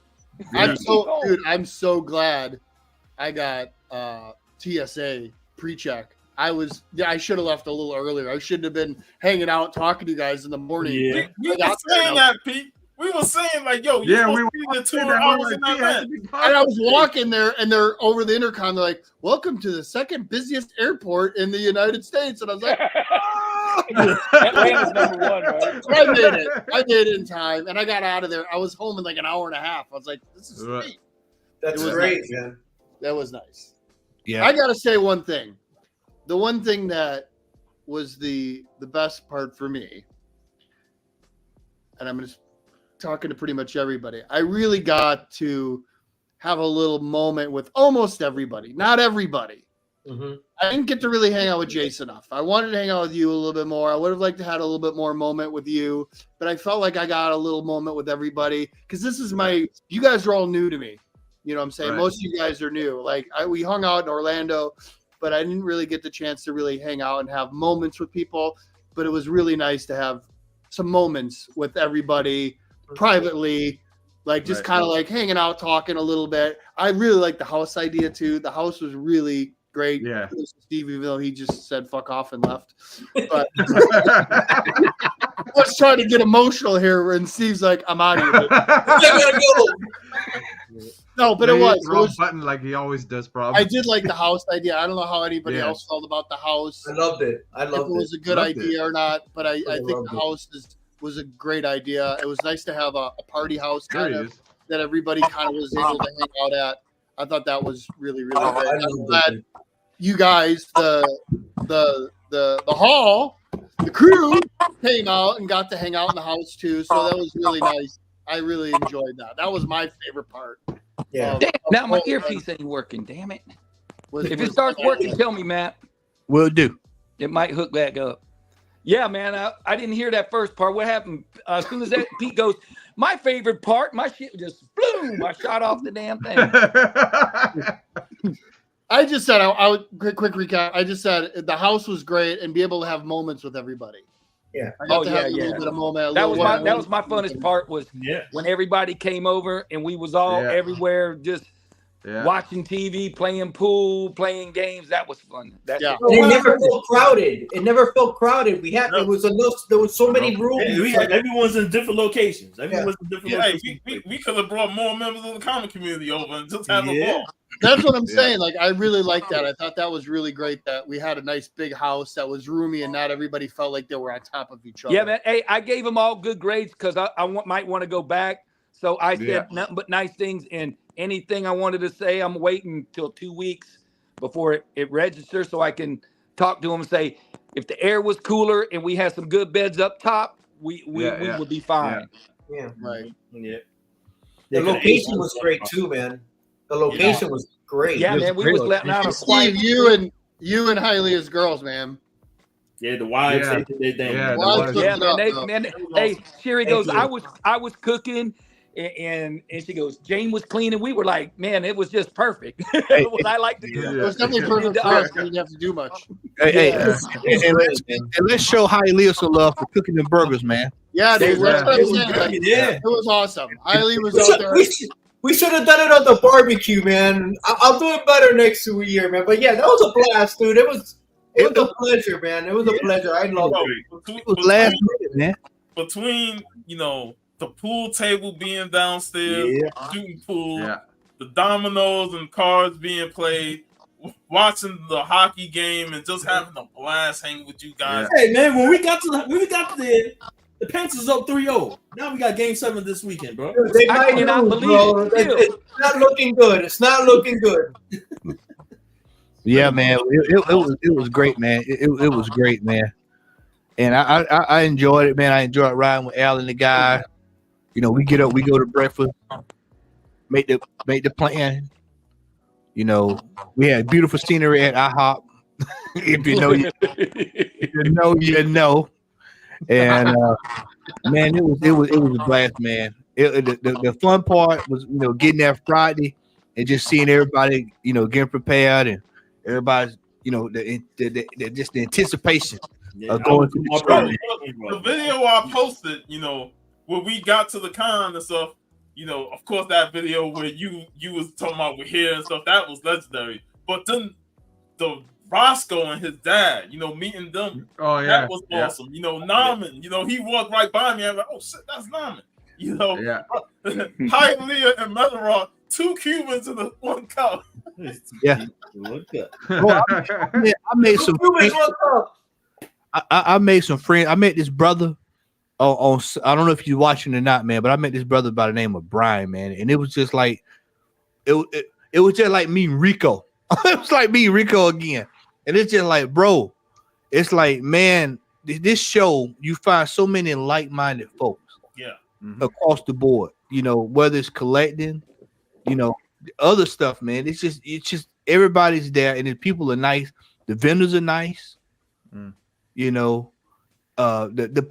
heroes, the folks there, if you didn't know what the people there are nice. The heroes, the people putting on the show, they're nice. They make accommodations for you if they can. It's just an overall good experience, man. And for anybody that's looking at starting the show, I would say you need to at least go to, for all these folks that's buying these shows out, like these Atlanta cons and all this stuff. Y'all need to go before y'all put on a show. Go to Heroes Con and see what a proper comic book convention is. Mm-hmm. She had a big booty and I just have to say, bro, She did, bro. My friend, let me tell you, boy, you missed the treat, Shan. You had a field day. Go ahead, Al. Now I just want to issue a public apology, man, because it was a lot of folks there, man, and I had no idea. I didn't know that was Metarog that was there that first day we was up there. Captain Steve Rogers, he follows me on Instagram, and I'm like, I didn't know that was him until after the fact, man. It was just so many people up there, man. It's like, I do hope I get a chance to meet everybody again, man. But I had a good time hanging out with y'all guys. I think Florida kind of primed me and Matt up for everybody, and then of course, coming up to Heroes Con, man, that was like the icing on the cake. So yeah, this needs to definitely be an annual thing, man. Most definitely. Mm-hmm. So, bro, it changed everything. Like now, I'm looking at other cons. I'm like, I might skip your ass this year. Yeah, because Hero Cons done spoiled me to the point where these other cons and Rob Fatstack. Shout out to Rob Fatstack. He made an interesting point about what up, Rican. Just the Rican. You need to come through. But I want to say shout out to Rob Fatstacks. On his haul video, I commented about how overwhelming the con was, but I had a great time. And he made a great point about going to Heroes Con and say you can use small shows for your filler books, but if you go to Heroes Con, you use that place for your big boy book. That's what Matt was saying before we even last year left. Mm-hmm. Yeah, I mean that's what I instituted this shit is. I refuse to go to 15 cons before I get to that one. Let me tell y'all something. I'm just gonna be. Can I hey, make him big again. Hey. Make yourself big. Preach. Can I drop the hammer high, Leah? Can I drop the hammer right quick? Drop the hammer. Yeah. Drop the hammer, baby. Hold on before I drop the hammer. Comic Hall Crew. Hey man, let me tell y'all something. If you go to this show, if you show up to this comic book, this Heroes Con with $200, bro, I'm sorry. You're gonna be crying on the floor, bro. It is like it's like you showing up to your car dealership for an oil change with $25. Yeah, ain't happening, bro. Ain't happening. Save your money for this show. I'm telling you, you will be satisfied because the books are there. Quality book. Quality, bro. Well, okay, so I want to say something about that too. So I'm in Chicagoland area. You guys are in Florida. You're in Georgia, and I've been going to shows all over the last couple of years. I got the next show I'm going to is Gem City in Dayton, Ohio. That's coming up in like 3 or 4 weeks. That's a winner. I've been to that show. That's a good one. That's a good show, right? I think I went there last year. Right, that's the one at the college, right? At the college, is that the one that's at the college? I think so. Yeah, that's a good show. That's so. I'm trying, and I think that's mostly artists and vendors also, like mostly artists and books. Also, that show. What was I going to say about that? But that was that's one of the things. Like I'm realizing, like. Picking and choosing, going to different shows, you're getting different books. In different states, you're getting different books too. Because I've been traveling, because I've exhausted all the around Chicago, Michigan, Milwaukee, Wisconsin, Indiana. I've been to every friggin' show out there, and nobody's got anything worth a shit. It's all the same shit. Guys, we found that same 4.0 Hulk 181 for 4 years, and you're like, dude, I'll give you $3,000 for it. The guy's like, nah, dude. And I'm like, you've been hauling around this book for 4 fucking years. Don't you so it's just like nobody wants to deal. So like that's why I came out to Orlando for Puff. I'm like, man, I want to come out by you and see what Florida has to offer, and North Carolina and South Carolina and all these shows. Like, the more shows you go to, I feel like I'm noticing what's hot in different places. I've never seen that Lobo book ever. I didn't see it either. I never seen it. And the fact that I've you've seen it 5 on copies of it at eBay, one but not on show. anywhere else. Yeah. Right. And the copy to the fact that there are 4 copies of it at one show, that says a lot. You know what I'm saying? So that's what's great about going to all the different shows, in my eyes, is like seeing what's hot and what's popular and what's cool in the different states, because it is very different on what people are collecting in the different states, which is pretty rad. I think that's. Hey man, I'm just glad Sean met you and got you here, because this shit wouldn't have happened. It wouldn't have been near as fun if you didn't get to come. And let me say, Larry and Xavier, boy, I got to hunt with them. Man, they was all in them boxes looking for them hip-hop covers. I was all about it. I said, if y'all find any of them, let me know. But I got to hang out with them for a good 30, 45 minutes. Yeah, he said he coming. He told me the other day. Text me. It's not on Father's Day, so he's coming. I've been waiting to see who that too. Yeah, forever. me too. Yeah, Rico gonna be there. Black Key, he'll be there with us next year. Matter of fact, he riding up with us next year, so he'll be there. Yep. So you know, it's gonna be popping. You know, I'm telling y'all, man, the books are there. Save your money. I know it's hard. It's gonna be hard as hell when you get to probably about what are we in June? I say probably about October, November, December. It's gonna be hard not to reach in that wallet. It's gonna be hard. You know, and new books don't phase me, so that it's gonna be anything but that. You think about that end goal. Hey, unsubscribe to them newsletters talking about them books. Unsubscribe. Cut off some of them. Look at who that already booked. Yeah, exactly. Yeah. Confirm. I talked to them on the phone Saturday while I was at the house, and then I talked to him. Then we text each other again on Monday.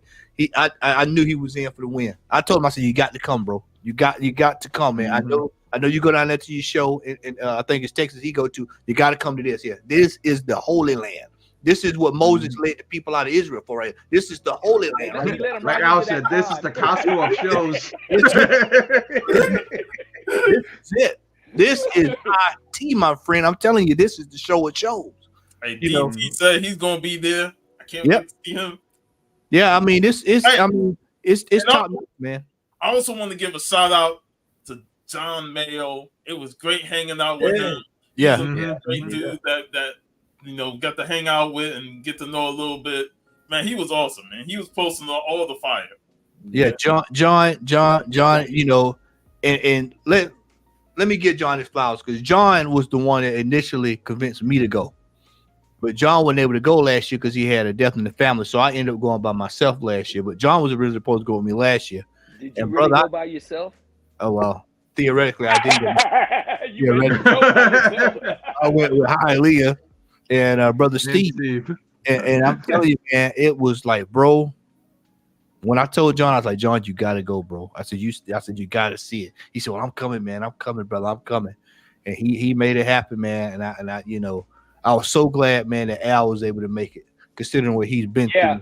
I was worried about that. Yeah, I think we were all worried. We were all worried about that. We were all worried about it at one point. We were sweating bullets, and I told Sean, I think it'll be good. I think it'll be fine. And I even told Al before, when he told me the news, I said, brother, I think you'll be fine by then. You know, especially with what he had told me. So I was like, yeah, I think you'll be good, just based off of everything and turnout. It was well, you know. I know one thing. I think I'm gonna work on my stretching, my knees, and my feet next year. Our lower body, we need to work on that, man. Yeah, we need to get that work. And you know who else is gonna be there next year? Geek aficionado, Jimmy the Wolf. Yeah, Jimmy said he could be there because it's not on Father's Day. Yeah. Not only Geek could be there, but we have Old Man Spider back in the building. Big shout out for him. He could have made it this year, but the accident that he had, man. Thank God he's still put him out. Thank God, yes, he's alive, man. So yeah, man. I mean, next year it's gonna be popping. It's gonna be popping. I'm telling y'all, man. It's gonna be a live in 25. You think our hall school's there this year? I think we need to find a mansion. Steve, your goal is to find a mansion. I know, man. We all can stay in. We need a harder and harder. Yeah, a mansion. Go ahead, Al. I just want to say, man, I appreciate y'all. I'm telling, man. AT&T got him. AT&T got him. I'm telling y'all, to be around y'all, man, it was really like it was therapeutic, you know, because I was telling Matt, you know, being out the city for so long, you know, having my surgery and all that kind of stuff. And I was concerned too, y'all. I said, man, I need to take some, if you're familiar with Dragon Ball Z, I need to take some sensu beans and heal up. But man, I was happy to know, you know, when the doctor had cleared me to, you know, to that I could travel and stuff, man, that I was able to get out, and that it really did a lot for me. And I really appreciate y'all guys, man. Y'all got much love, man. And you know, I ain't no thug, but you know, anybody ever front y'all, man, I just call me and I'll beat the shit out of them. But yeah,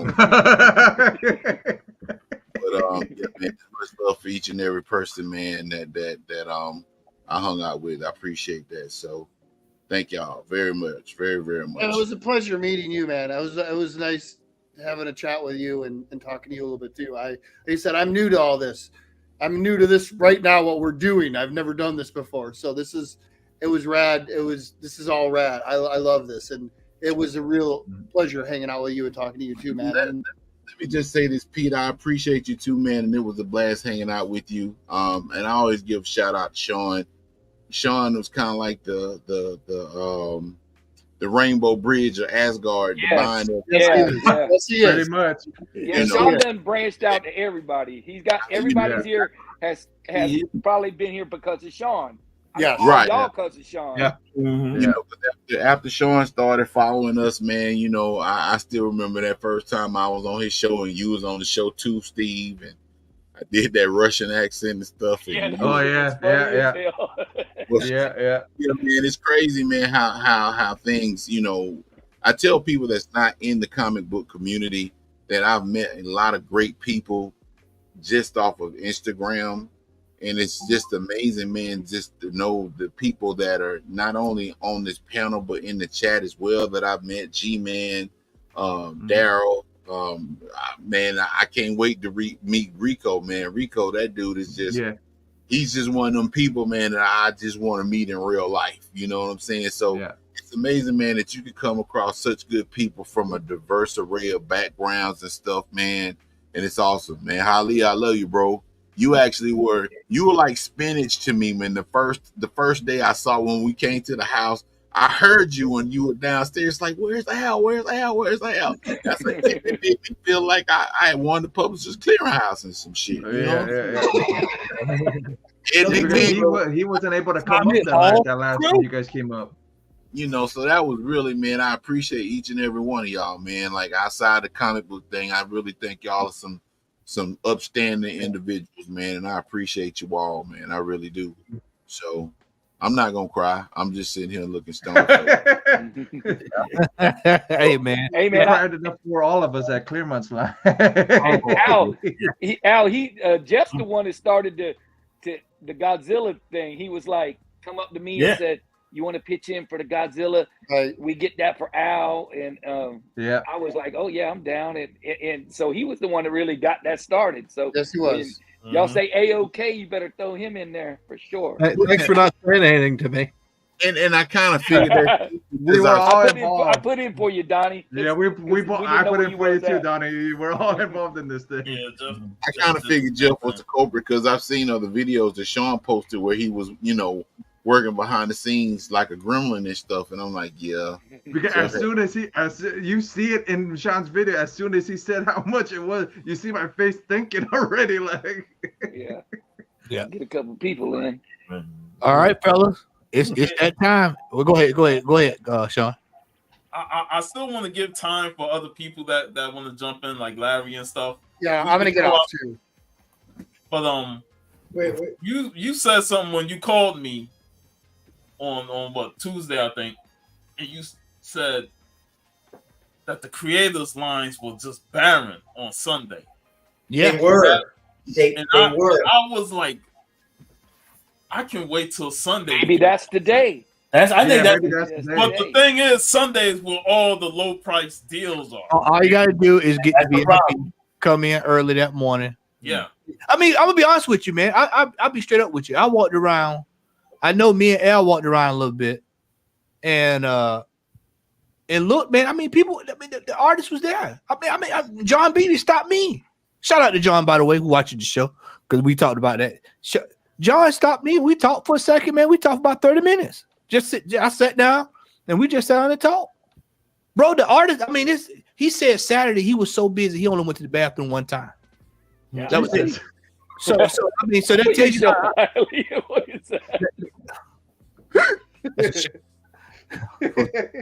What's going on here? No, I'm just Al has his finger. I got my sleeve stack. That's all it is. I'm just waiting my turn. But I mean, you can just pretty much do whatever you want to do on Sunday, man. I mean, it's up for grabs. Go ahead, Ali. I regret not going Sunday either. I should have stayed Sunday. Why did I? So I was there on Sunday with Donnie for the most part until I pretty much left. We damn it.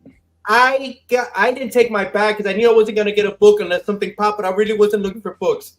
I got 9 prints, 9 or 10 prints, got them all signed.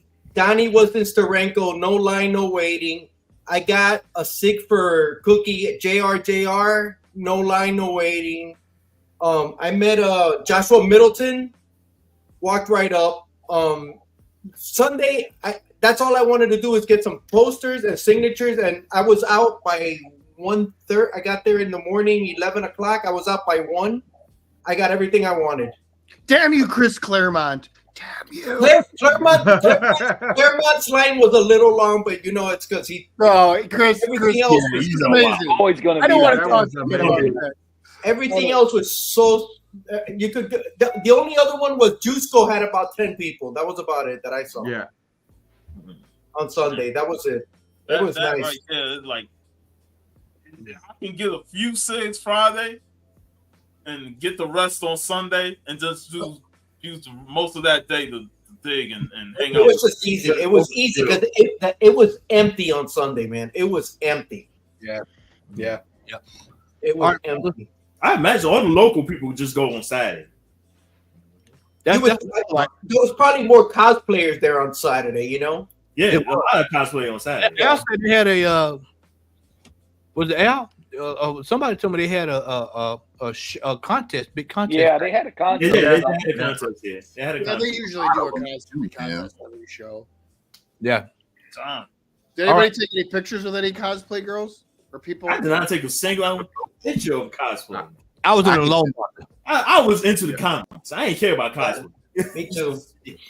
I like that. I look at MegaCons when I look at cosplay because they're so freaking out of control there. Yeah. You take pictures there, Hailey. I never see you take pictures, but at MegaCon you've taken like 3 or 4 or 5. But you know, I'll say this and shout out to Matt. I actually was enjoying doing the interviews with the dealers, you know, that we started on Saturday. And I know I sent the videos out, Matt and I'll download them, but you know, it was pretty cool doing that. I had to cut it short because I was meeting community members, Power Metal Punisher, Coffee and Comics, you know, who Matt interviewed. Yeah, I took over filming for a little bit. I was really getting into interviewing the dealers, you know, because that was a pretty cool concept for me to be a part of. And, you know, and I'm already looking forward to whatever video that you guys, Matt, Al, whatever video y'all got, y'all gonna put it together and make it a sweet package, man. I'm looking forward to that, you know, when it comes out. I'm working on it, man. I hope to have it done by tomorrow. Well, when it drops, it's gonna be hot fire. I can tell you that. I already know. I know what's on it, so I already know it's gonna be fire. Al mixing it up, so he's splicing it and dicing in the kitchen. Gentlemen, it's time.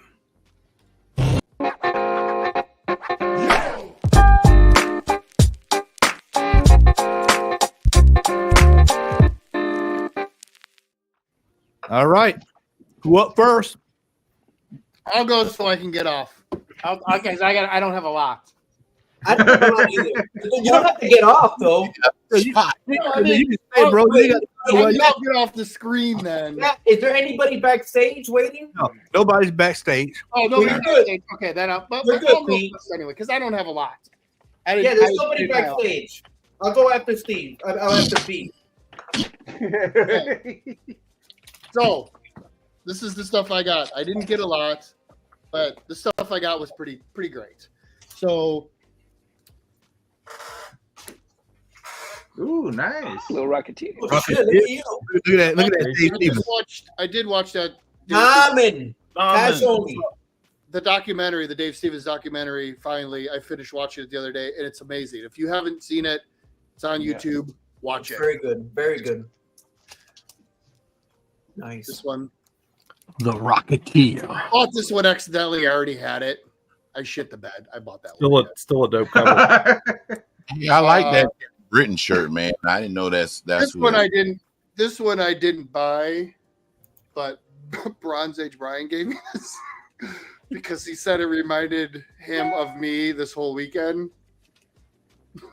Oh. Because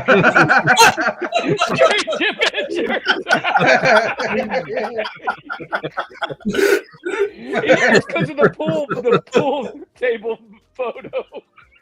Yeah, I apologize about that pool table photo, guys. That was not my intentions. That's going down in history. That's going down in history. Nobody needs to see that.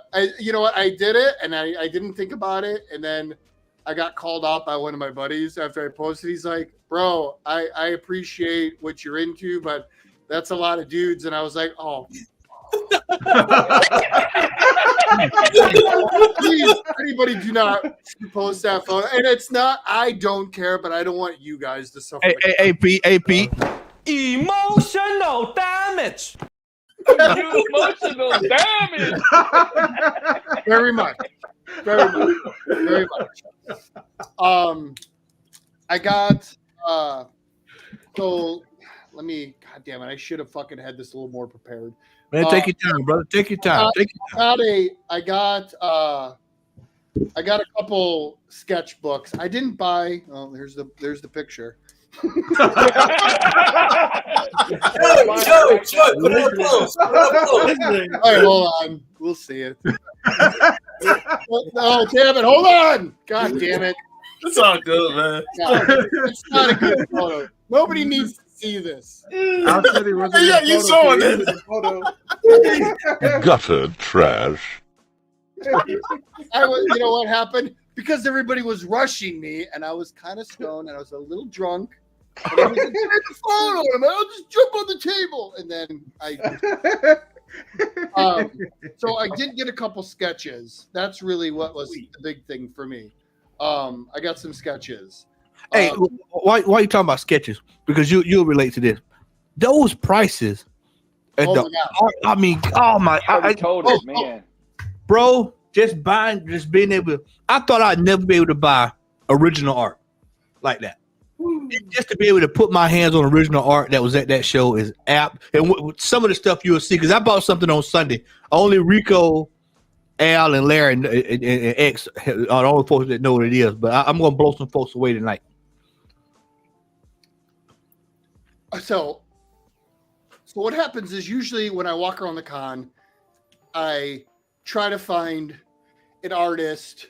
I just kind of I see an artist and I'm like, man, I really like this dude's work. They don't have to be well known or anything. I just see an artist that speaks to me and I'm like, I'd really like to see their rendition of a character, whoever it is. So I ran across Don Simpson. If everybody know who Don Simpson is, Megaton Man. Yeah. So I had him do this sketch of Rome. Yeah. That is badass. I was there. I like that. Which was really fun. I don't think he was really into it. But I was like, I'd really like to see your ROM. And he's like, all right. And he did it. And he didn't charge a whole hell of a lot for it. It's pretty fucking dope. I like it. This next one is I got done by, I'm trying to find the cat's name so I can give him proper credit. Damn it, who is it? I'm shitting the bed on this guy. Sorry, I should have been more prepared for this. You wanted to go first, bro. You wanted to go first, and then you fucking threw it on the board. I'm just going to show you this, and then hopefully I can show it. This Electra sketch. Nice. Pat, this was done by this guy named Philip Ginn. Philip Ginn was the guy who did this. I asked him to do it Electra. He's like, absolutely. So killed it. This dude This next dude, I was really impressed with his stuff. I'm trying to think of his name. I don't even know his name. I found him on Instagram. I'll have to figure out his name on Instagram. I bought this book from him, this rum cover of the Batman. That's nice. But I had him do a sketch for me also. And I was like, hey, do you want to do a man thing? And he was like, absolutely. And I don't even want to tell you what I paid for this because it was next to nothing. Tell Matt. Matt's going to be like, what? Are you ready for this? We are. Yeah. Oh, wait. He's like, wait till you see the back. Nice. Nice. That is so We bad. did a friggin' Howard the Duck and Man thing. Oh, that is Killer. Fire, dude. That's Killer. fire. Fire, yeah. Fantastic. And then, the last but not least, this is all I got. I didn't get a lot this class. I was too What'd you busy pay for that man thing? I was too busy hanging out with you guys. Hmm. But I got a sketch in my sketchbook Yeah, I see. of the queen herself, Miss Maria Wolf, who has done a sketch for me every year for the last 3 years. She's done 3 sketches for me. And, ooh, there's an earwig on this. That's gross. There's an earwig on this. Yeah. That is Damn. Yeah. Beautiful. That's I fine. really Yeah, want to and I see her remember- Lobo. I'm just so into her line work and all that stuff. Yeah. I remember really coming wanted to pick her. to- She goes, I went a little crazy. Show the man thing. Show her the man thing that she Yeah, did. I'm gonna show you I'm gonna show you both of her sketches I have done by her.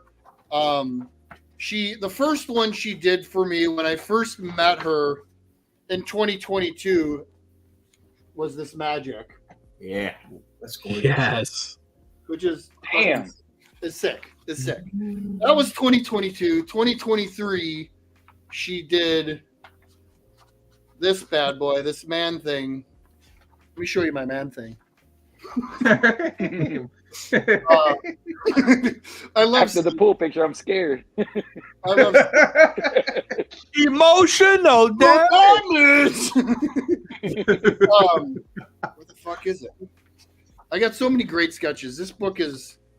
Yeah, I looked through that book. It was fire. This Yeah, book we all is went so through it. good. I'm just gonna give you a quick scan of this book if you guys don't care, just because it's such a fucking great book and I'm so proud of it. I got some great people in here. Greg and Fake from Chicago did this Electra for me. Where the hell are they? Nice. They did this one. We'll just do a quick scan. Sorry, I know.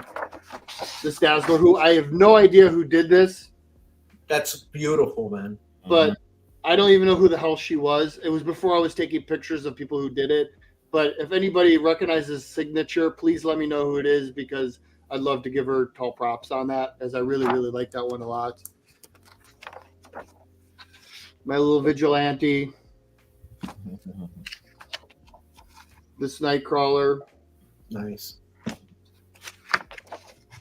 This Lobo, which is fucking sick. It's a really great Lobo. The Man Machine. That is awesome, dude. Magic, which we saw. I still can't get over that one. Fucking love it, dude. Love it, love it, love it. Nice. The Biz. Oh, that's a different one. Okay. That's the Biz one. Nice. Yeah, that one's cool as hell I too. got to hang man. out with this dude. Dude, no shit. Simon Beasley, he is Lobo real life. He looks like him. Hanging out with that dude, he was Lobo in real life. Bizarro, That is really good. Mike McCone's Deathlock. Wow. That's crazy. That's gorgeous. My Demon. That Deathlock was nice. Mm-hmm. This Man Thing, which is fucking great. Yeah, that's cool as hell. Amazing. That's your kind of art right there. I don't need another Man Thing tattoo. I have 2 of them. Ghost Rider. Look at Ghost Rider. I'm proud of this book, man. This book is this dude. That one That is the man, one they right right there. there. Matt God Stilley, dang. man. He's one of my favorite artists he's in Indiana. Dude, look him up, Matthew Yeah. Skillard. Find him on my Instagram. a fucking beast, dude. He's such a good dude, such a great artist. Booster Gold. As you notice, I pull out deep cuts of characters. I like the more deep cut characters. Dazzler, which is fun. Who's that man thing, dude? Dan Parrott did a Hawk and Dove, which was cute. Oh. Tigra.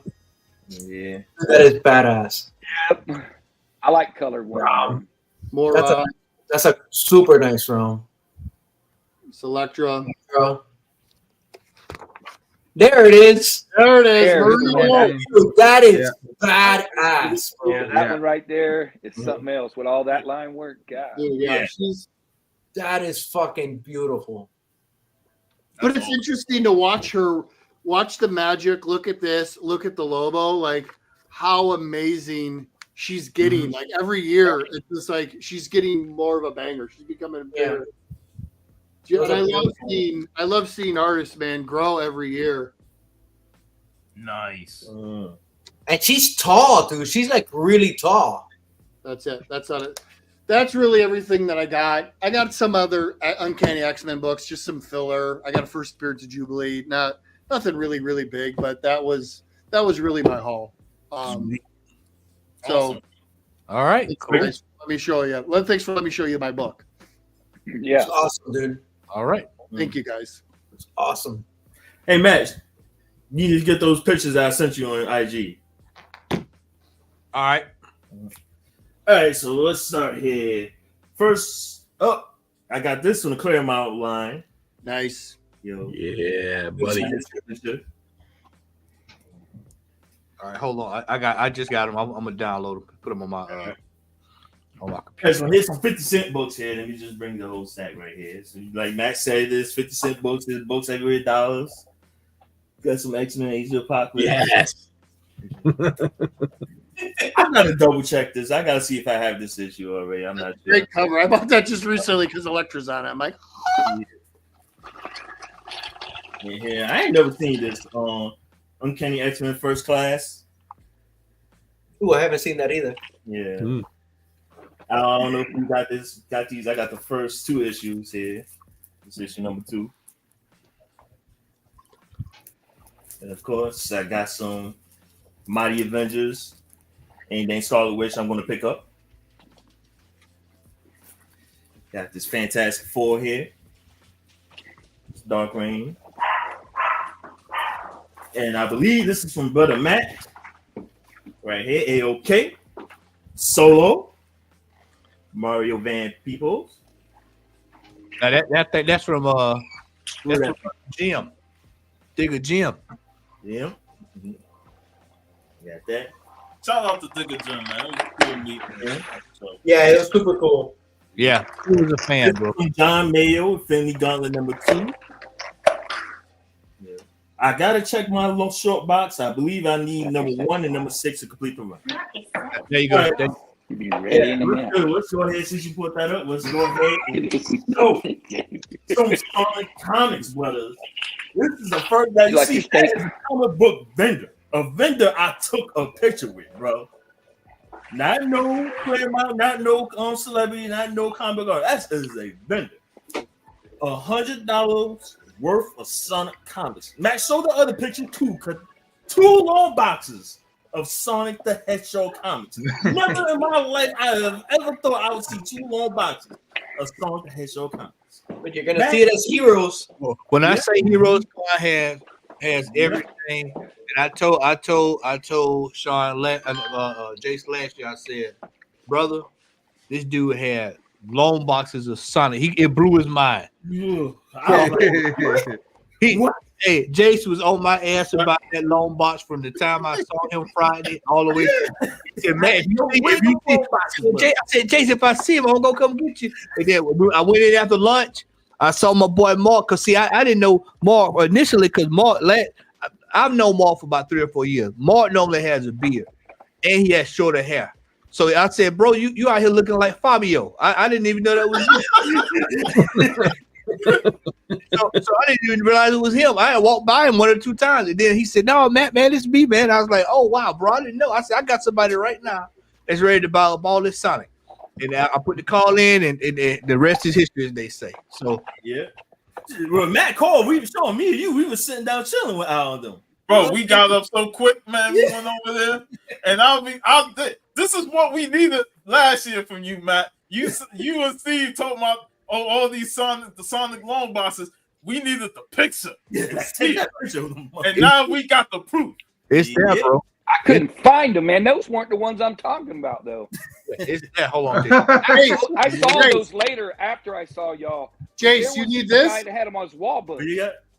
Jace, you need this? Yeah. It's yours. I got it. Thanks, bud. I got it. Done. Sent. Nice. All right, I'll get you the info. All right, what's Yes, your he'll show that too.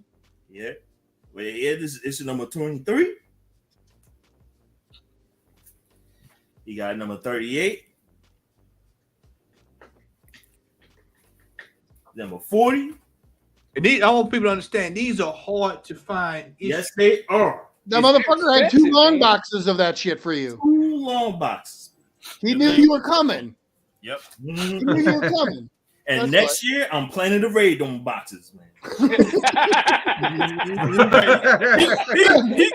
gonna buy both long boxes. Ain't gonna be no more after that next year. You know what I mean? And the funny thing, he said he don't travel further south than North Carolina. No. Hey, When he said that, I said, yeah. I met him. I remember when I go to Ohio for work and all that stuff. He was in Ohio. I met him when I was in Ohio. Yeah. Hey, Matt, is Comic Man backstage? No, I don't see him. Because he in the private chat. Let me see. He in the private chat? It'll send him up, man, because he was there too. He was there with us. Yeah. He at the bottom of the screen. There he is. There I'm he is. saying, brother, what's up, This is where we met Comics Man when we was going through these boxes. What up, man? Man, he was right there. He came up to us like, yo, this is so, I know someone collected comics. I got the whole run. Like, we asked her, yo, man, so who you asked him the question? Like, yo, who's the name? Yeah, I was like, hey, yo, we know somebody named Comics Man. He like, I'm Comics Man. Yo. Let's get back to it. I posted this issue today, right here. This is the only issue I got in the 200s, man. But it's the cover I always love. I read the issues, 230 to 241 on digital. So this is the first 200 issue I got. But I probably won't try to get these or hunt for these until I get those first 50. And this is 60 right here. Got issue 60. How many you still need for that first 50? Huh? How many you still need for that first 50? I got to count. I got my CLZ right here, but I pretty much, I think on only the teens I need to get the most. And I got this from you, Comics Man. You picked this up when I even know that you already had a copy. So I'll take it over for you. It's in my hands, bro. Yeah, I need to start reading and stop just buying stuff real fast. Yeah. All right, let me show some of the other books here. Now, this is Mutants first print, second printing. Nice. I was telling X, I'll get the second printing wrong, but I don't want to get that. I don't want to get that first print slapped, and I don't care any grade I'll pay. And they had one there for a 6.0 for $150. If that sucker's still there next year, I will buy it. You could probably knock $50 off that. Yeah, I'll pay $100 if you. This right here, this is probably the oldest book I picked up, $10. King size annual. Now let me tell you about this sucker right here. Witchblade #1. Nice. Now I didn't even look at the back of the book for the price. But when he told me $4, I said, I gave this man $50 bills and he came back $46. And I didn't notice on the back of the book, $40. John Mayer was right there sitting next to me. And this dude gave me $4 for this #1. A $25 to $35 book average price. And he gave me $4 for it. $4. Hey, that's what's up. Dang. That's I'm so happy. Like, yo, $4 for this Witchblade #1. Because I came there with a mission. Sonic books was the priority, then Witchblade #1 was the priority. I said, I need to get this Witchblade #1 out the way. And I was able to get $4. Nice. And I was so happy. A couple other Witchblade books I got, 42. And this is another series I try to get the first 50 issues. And I think I actually more closer to getting the first 50 for this than I am for Sonic. They're going to need about 7 or 8 issues. Jace, I can help you out with that, bro. Yeah, you did. You said something that when we had the help house. out. You said you got to look at your Witchblade books. Yeah. And here's number 65. And let me see what else. And no, I'm gonna show her some love. I'm gonna show these books right here, man. California Blend Love, man. Luminous Sage. The more I look at these covers, the more like, yo, they have some beautiful covers, man. California Blend is something else. I read her. That girl's got it, boy. I like that rainbow looking one. Yes. Yeah. These are some beautiful covers, man. Her art is amazing, man. Yes, it is. I wish I could have came out there. I mean, I saw Larry walk away with that Deadpool. I thought about that Deadpool, but I'm glad I didn't, because if I would have bought that Deadpool, I probably wouldn't have had enough to buy them Sonic books. So yeah, that's my all. That's all. Well played. Well played. Yes.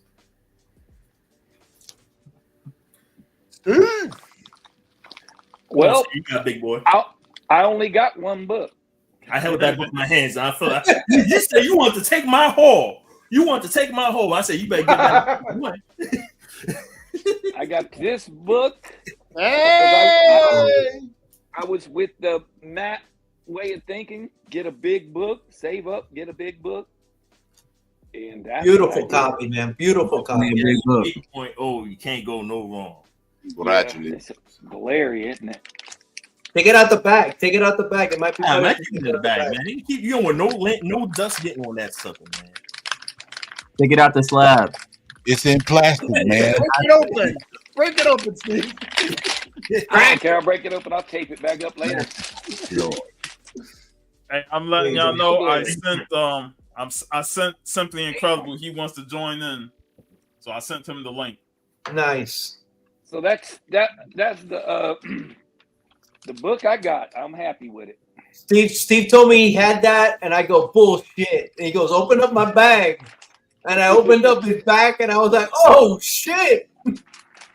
Damn. I sent the other book I got to Matt. He's the only one that's seen it.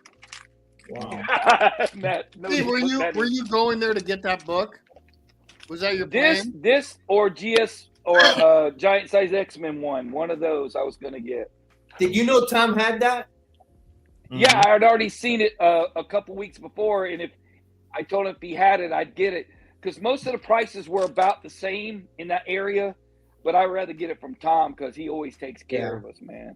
So Tom hooks us up. Tom hooks us up, so yep, I hooked Tom up. All right, I freaking love that con. I just want to say it's the people hanging out with you guys, meeting Matt last year, and now look at this shit, Matt. Man, we're 30 deep. It's crazy. But all right, I'll go real quick through mine. I didn't get a lot of books, but I did get some stuff signed. I got this, one of my favorite covers by Starling. I got my copy that I got from the crew last year, 2 years ago at MegaCon. So I got it signed by Starling. I already had this one signed. This is my childhood copy. I got it signed by Rubenstein. So that was cool. All right. Now this is the haul. I've been looking for this book, but it's always cut off. The M is cut off. The 1 is cut off. And this one is probably the best I've seen as far, it's just a 4 book, but you could see the M and I looked at this, like 10 copies at this kind alone. And it's always cut off here. So this is probably one of the nicest copies I've seen. Still mid-grade, but I got it for $40. But what's the story on it? Is it It's Ragnarok, I believe. Was that the first Ragnarok? No, it's not. It's not a P. It's just part of the Donald Blake and Ragnarok. I think starts after this. Okay. So that's that. I got this one because again, it presents well. These are books that I've been after. Just haven't pulled the trigger. Not expensive, but this is another 40. I got it. It was like 50. I got it for 40. This is the first Abomination. Yep. So just a cool book to have. Again, you see the centering. That's what they're really nice copies, man. There's no creases. It's really nice. You got that from the guy from Miami, huh? Yeah, 9.8. right. That's a 9.8. Yeah. 9.8. That's a I got $900. I got this wasn't even on my radar, but I saw it. It was from Andy at Bonafide Comics. It's the first Ocean Master. Oh yeah, real nice copy too, man. It's got a few ticks, but it's pretty nice. He came down on the price. Okay, this book, I'll tell a little story. I saw this book at one of the first vendors, and I was like, man, it's one of the first vendors. There's so many vendors. Let me go and see if I find a better copy. But the price was right. I knew I could get it down to 100. It was 120. I go, he'll take 100.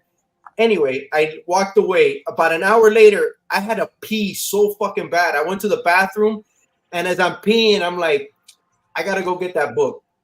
I go back. At the urinal. I must get that. Yeah, I was in the urinal. I was all by myself. I was like Steve. I was wandering around by myself. I go, I gotta piss. I go back to the con and I'm looking through a box, and I remember the box, and I'm looking through the box, and there's a guy on the box next to me, bro, and he's looking and he's pulling out books, and all of a sudden he pulls it out. He puts it out. He starts looking on his phone to see whatever, and I'm like, oh fuck, bro, are you serious? And he put it back in. So I'm still looking in the box, acting whatever, and I see he gets done. I go, hey, you want to switch, bro? And I went straight to the book because I already had seen the inside the first time. So this is just a book I've been after for a while, and they're always beat up, man. But this one's actually pretty nice, except for the corner. It's the I Am Curious Black. Real nice copy. It doesn't have any ticks. It's only got a little thing in this corner right here. You see the little the line. That's about it, man. I saw another. There was one that was more beat up. Not that this one's beat up. That they were asking 175 that I saw later on, and I was like, shit, I got a nicer one in my bag. So really happy to get this. This is a book I've been after. So really happy about that. Nice. Then I got this next book because Donnie, this is almost like an AOK from Donnie. He found it. He knows I like Silver Surfer. I know he wanted it because I asked him, hey, do you have it? Do you want it? And Donnie said, you can have it. You could get it. And I got it from Tom. Dude, you got to ask for less money. This was only a $15 book. I got it for 10. You always got to ask anything, dude. Remo!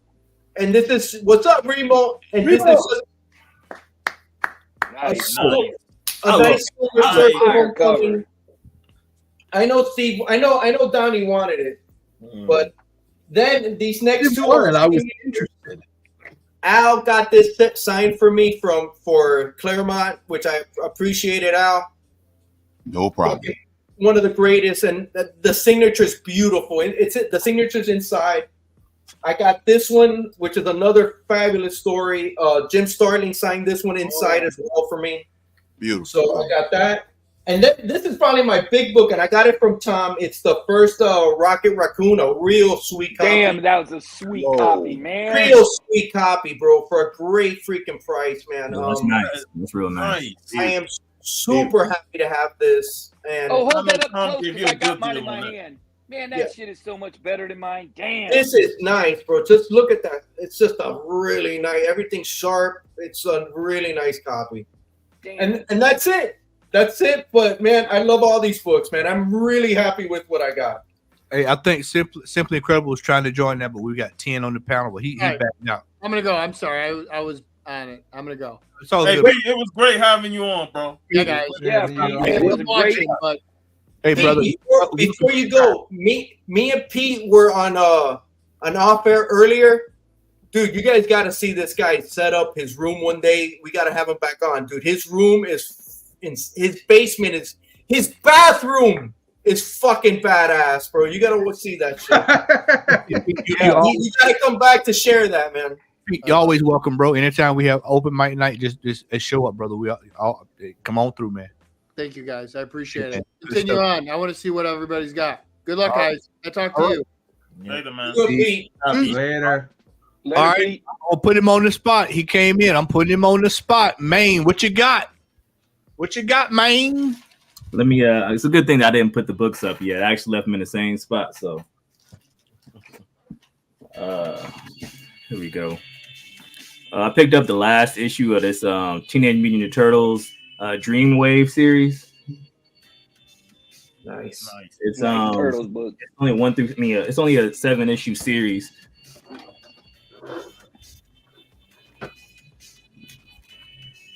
Oops.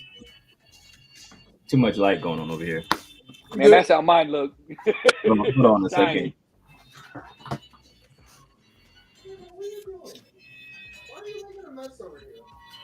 You brought Simply in, Matt? Yeah, I heard Pete. No, I hadn't heard it. He's not in.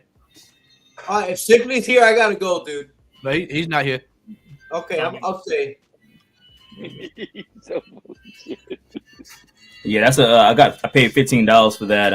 It's generally around a $25 book online on eBay, and it's pretty hard to come by actually. Yeah, the Dreamwave Turtles are not easy to find either. Everybody's always trying to sell it in a set and trying to sell it for like $150. I picked up TMNT issue 52 from the original series. Oh yeah, that's nice. I never seen that. Damn. Picked up 55. That's cool. Same series. Picked up 61. Oh, that's old school. That was nice. Mm-hmm. I picked up this Mega Man Master Mix. It's a 4-issue series. It's like a 80-page giant, four different issues. This is the variant. I already have all four of these covers. I mean, of the issues, but I just wanted this cover. Hopefully, I don't have another copy of this also. If I do, I'll probably let somebody get this. Picked up Sonic X 35. Sonic X 36. You got all these from that booth, right? Yeah, I got these two from that booth. Actually, I think I might have put up I bought like maybe three more issues. I think I put them in the box already, and these are the 2 of the 5 that I bought. Bought this Cave Woman. Oh, Root. Damn, nice. Root. Hey, he was at the show too. Yeah, he was. This Cave Woman. Yeah, he was at the show. The Titanic variant. Look at that dude holding on at the bottom, man. It's supposed to be like the homage to the Titanic. If you find a girl like that in the Cave Woman days, shit, you wouldn't let her go either. Yeah. Right. This Cave Woman. Nice. Another Cave Woman. And another Cave Woman. Did you get to meet him? Did you get to meet him? Yeah, I've met him before. Actually, let me show y'all something. Is this show supposed to be like under 18? I mean 18 and over? Just go ahead. Under 18, under 18. I got these signed by Bud Root. Oh, nice, man. Nice. Real nice. Yeah. And I got some other books signed by him as well. But those 2 posters he signed like 2 years ago for me. Talk about your experience at Heroes Con, because you said you've been to a couple, but you ain't been to the last.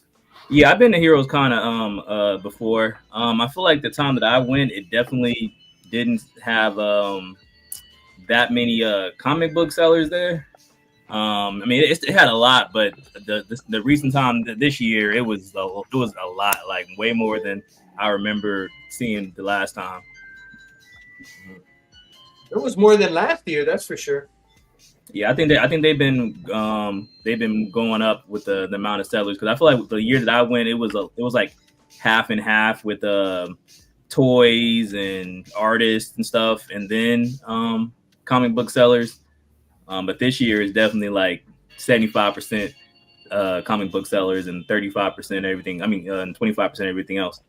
Yeah, it's freaking awesome, dude. Sweet. All right, I'm gonna get some audio that I keep hearing. Is somebody sitting close to the TV? I hear some audio there. They just turned it off. Okay. All right, coming your way, Sean. So I'm gonna start off giving some props to I bought the Comics Curing Cancer book. I know Jace got the Sonic book because I gifted it to him. I never even made it to them, dude. Me either. I was pissed. I was pissed. I was trying to kind of look for them Sunday. Bro, they was right near Dave's. Hey, right next to Dave. Yeah, right next to Dave. When you look over, they right there in between. I saw Legion on Sunday, but I was already pretty much out of there. Yeah, but I got this, and the artist Austin Lemmy signed it. You know, got this from them. I want to son of Bill in the background. Remo, you doing all this talking, but are you booking plane tickets? That's what I want to know. Yeah, Remo. Yeah. Shout out to the Birmingham Panther, man. They've been doing an awesome job with their booth, and all the proceeds made goes to the American Cancer Society. Can't say enough great things about what those guys are doing. Comics, Legion of Comics, Rob Faststacks, DJ Lynx, man. DJ Lynx had a great video where he got his grill at Heroes Con. Y'all need to check that out. Crazy book. Yeah. Again, the first booth we stopped at on Friday was California Blend, and I picked up not one, but 2 copies. One signed. One signed and one regular. So what a great dig, man. Yeah. It's great to see Gabby at a booth again selling. And of course I got this. Wait, hey Sean, I'm sorry to interrupt. How cool was it when we walked into Publix and she was there with her mom? Yeah, that was that was fun. Didn't even expect it. And you know, her and her mom was there shopping at Publix. You know, it was cool to run into her mom's a sweetheart, dude. Oh, she's a sweetheart. Both of them.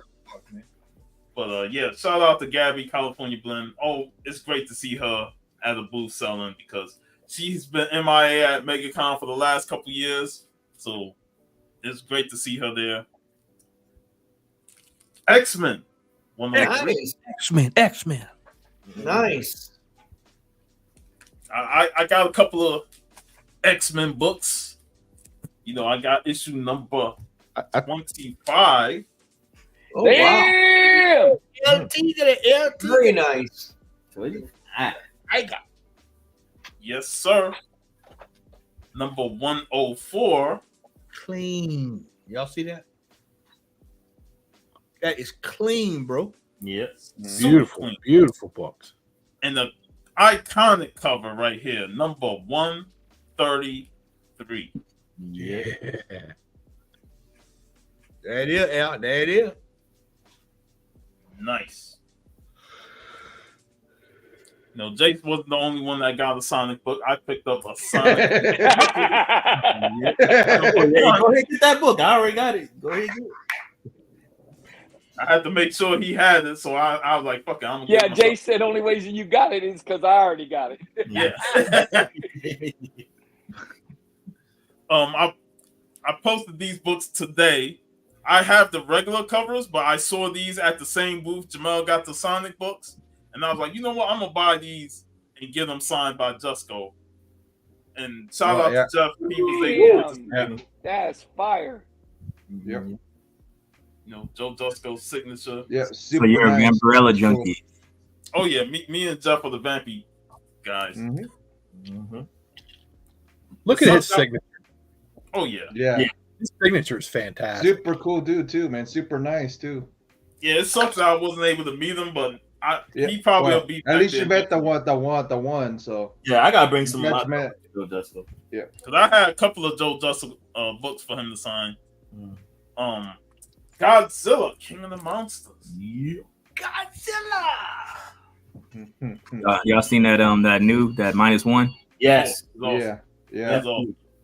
I ain't seen it yet. I'm seeing it soon. Definitely check it out, Steve. It's on Netflix. It's on Netflix. I got Netflix. Go ahead. Save it. And the guys told him for like $2. Very nice. I got the first issue of this. Dope cover right there. Pretty dope. Shout out to Bronze Age Brian. He AOK'd me this Kill Raven, number 31. The significance of this book is the first interracial kiss in comics. What? What? Did you know that, Rico? If you're watching, did you know that? Rico, Did you know that, Rico? This is what Brian told me. You know, One in the chat. If Rico's still in here. Is it a Star Trek book? Radio Kiss. Is it a Star Trek? Rico might say something, but we'll see. $5 Vampirella, a Julie Strain special. Always nice. Nice cosplay. Yep. Shout out to X. I AOK'd him this book a couple of years ago, like maybe 2 years ago. Steve gifted me the variant, so I was like, I'll give up my regular copy to X because he really wanted this book. And he came in and he said, "Here, Puff. Old Man Logan." Old Man Logan. First print. And he didn't have to do it, but he did it, and much love to him, man. Shout out. And I know the copy that I gifted him, he sent to CGC. Yeah. I'm gonna save these two for last. Shout out another person that was awesome to hang out with, and I know Steve and Hialeah got to hang out with him last year and saw him this year, but Super Russ 9000. Yeah. Oh, he's great. Yeah, Super Russ. He's awesome guy. Yeah. He AOK'd me 2 books. I already got these 2 books, but it didn't matter because just the thought of him gifting me these 2 books is amazing.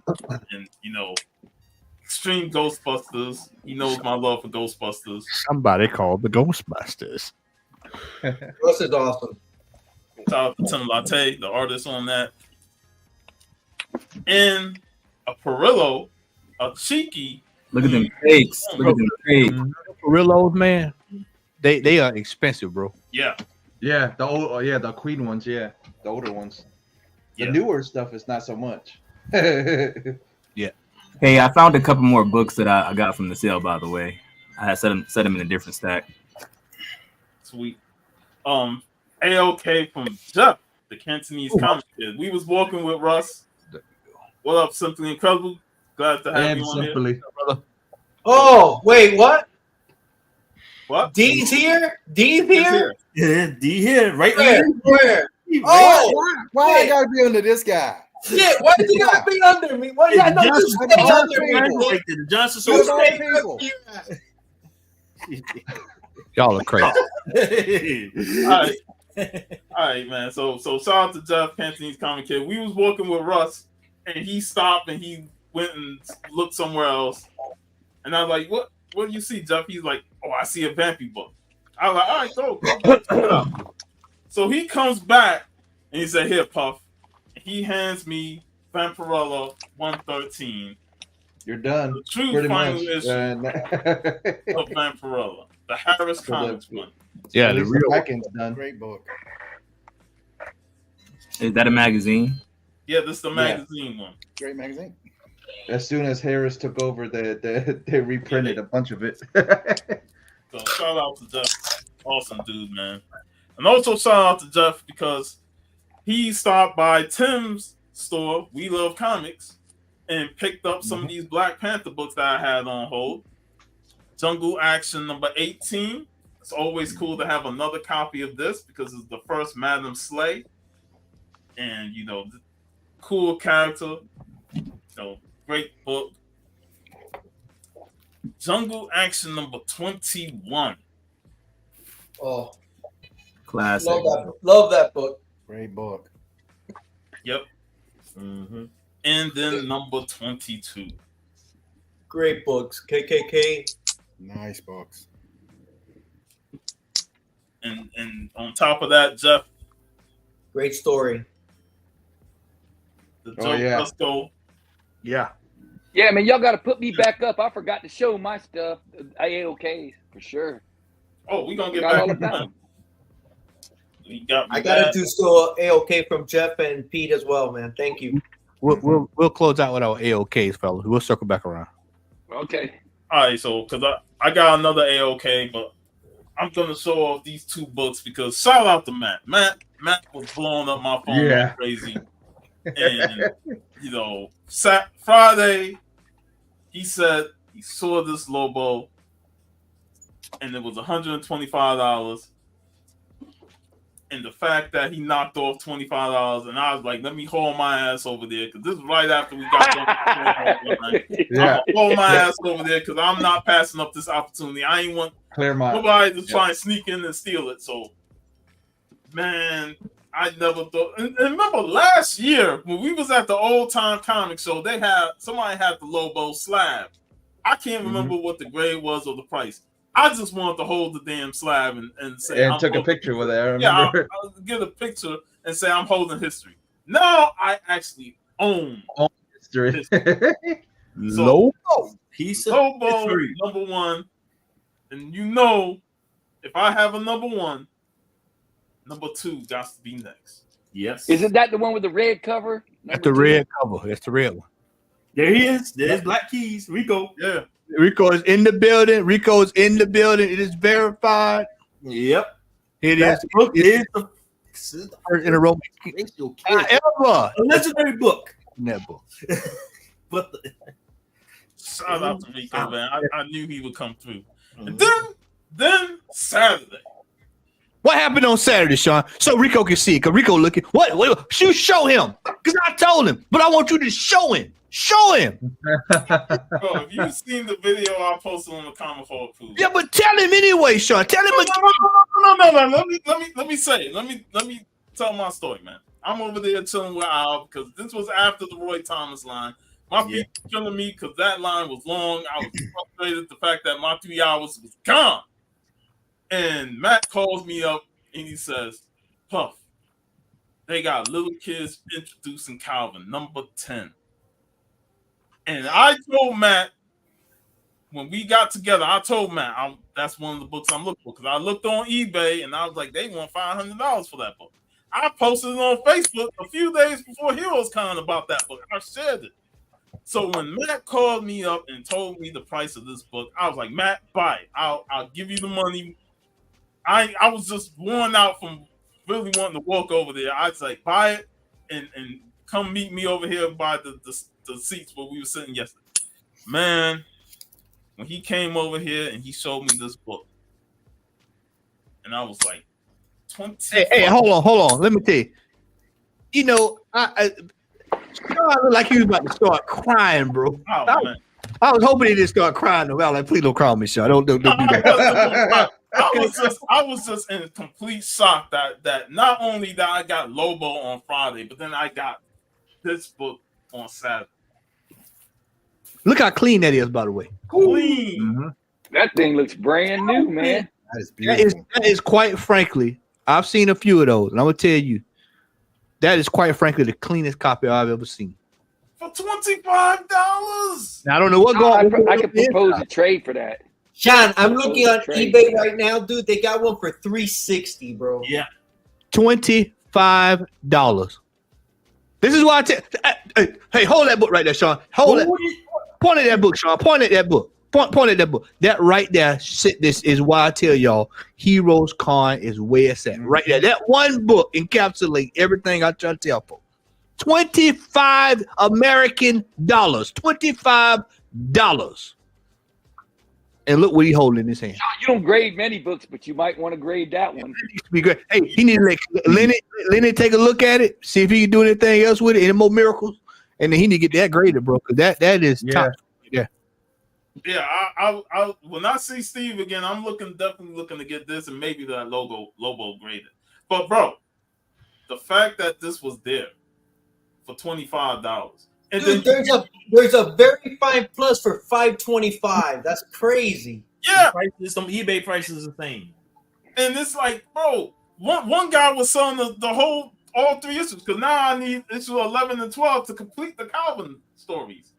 And it's like, now that's my mission for next year, Heroes Con. Now I'm gonna try and find those 2 issues. We got missions, brother. Yeah.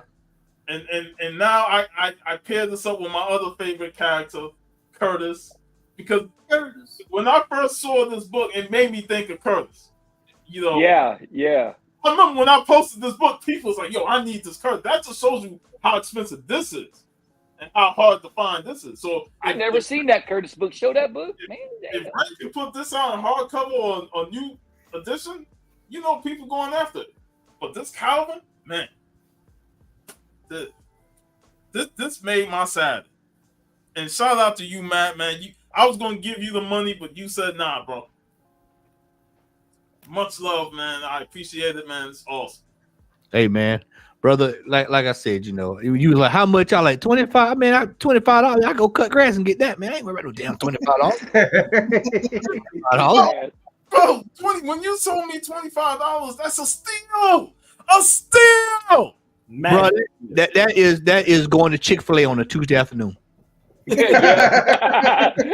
that's a sandwich, nuggets, and a big drink and fries. Yeah, that's exactly what they did, bro. That's exactly. Bro, when I saw it, and I tell you how I saw it, man. I was like one of my tricks. I always tell people you have to look at when you look at racks, take your time and go through each rack. And so I just saw the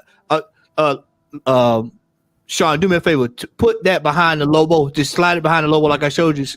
Not behind the Lobo in front of it. Put the Lobo in front of it. Put the Lobo in front of it. And then just slowly pull the Calvin out. Yeah, like that. You could barely see it, but I know my covers. I said, let me see that book right there, ma'am. She pulled it out. I said, how much is it? I was looking for her to say 170, 125, 130, something like that. At least one something. She flipped it around from the back, and that thing said $25. I said, oh, let me just make sure he's still wanting this book right quick. And that's how I ended up getting it, man. You know, Matt was that book was going back up there because see, when she pulled it down, people already saw it, so it wasn't going back. No, it wasn't going back. So that book is That's one where you don't ask for a discount. You should get it. Exactly. $25.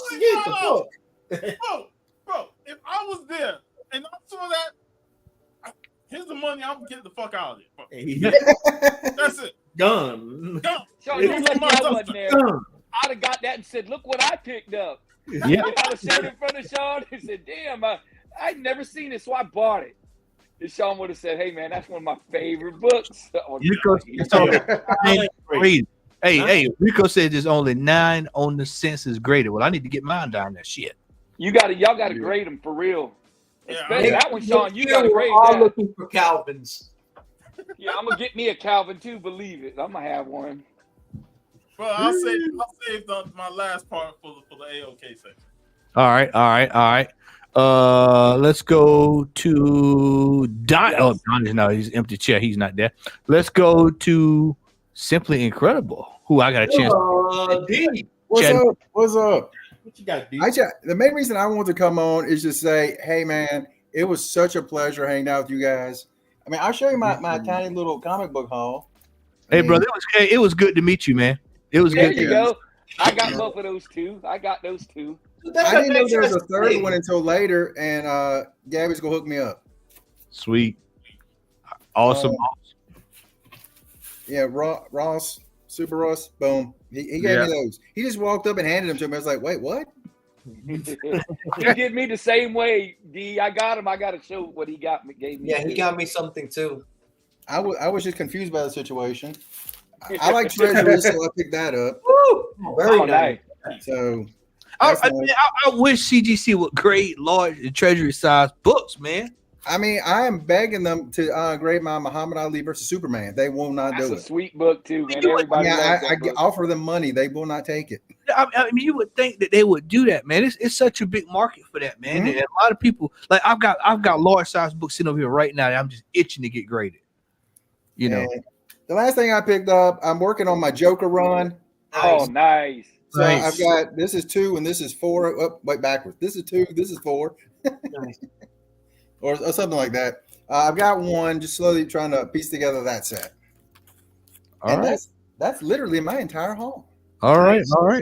Let's see. There's Donnie Man. All right. He did not leave empty-handed this Hell weekend. no. I'll be back in 10 minutes. No, I didn't. After this. I had to dig these out because my full ass went and put them away. Oh, but these are the Epic collection. Oh, Yeah, man. You can't beat them epics, man. I need clean house, bro. He sure did. Bro, let me tell y'all something. I don't know about y'all, but did y'all notice how many vendors had these magazines? I mean, it was magazines.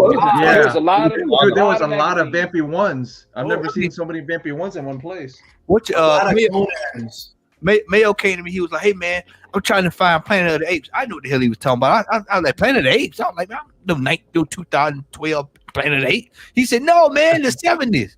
And he found a whole run of them over there, man. And I was like, man, that's crazy. I've never seen that many Planet of the Apes in one place like that. But I always loved those covers anyway. man, epic covers are great. Sherry, you've had her the whole time?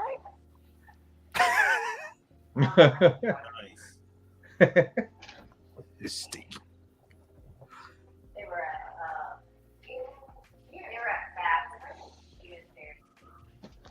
You got a bondage. I would have joined you down there and cleaned with Good them stuff. epic comics, man. Man. Them epic illustrated books. Bondage and tentacles. Yeah. This one's a really cool cover. I don't know. I'm not sure who did it.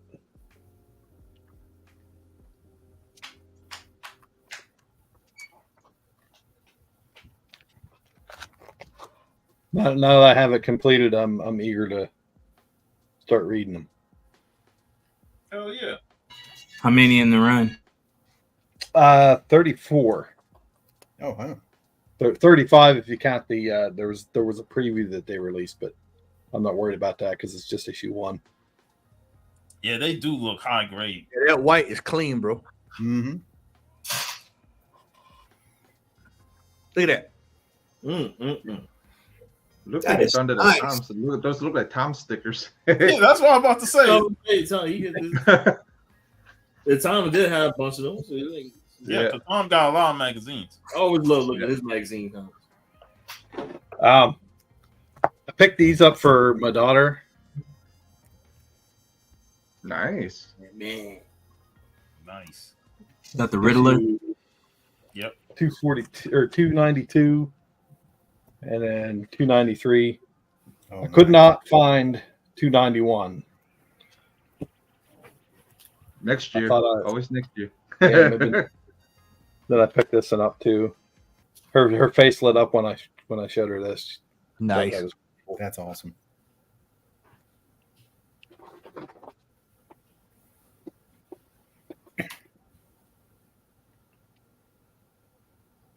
And one thing about Heroes Con is you're gonna walk out with a lot of books.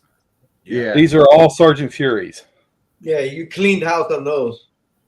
I put a good dent. Good. Now I screwed up and I already had this, but it's a That's even Great. better, man. Sometimes I'll Yeah. be picking up another copy because I know it's better than the one that I have. Yeah. I think we all did that this weekend at some point. Nice. Yeah. And shout out to Coops Comics. They were right there by Eastgate. The only Sergeant Fury that they had, I already had. But the one guy there is also a Sergeant Fury collector, and he pointed me around to the stand that was on the backside of them, the DT's comics. And so shout out to them and other dealers that are willing to point you in direction of books that That's pretty cool. they didn't have or that they knew somebody else had. Yeah.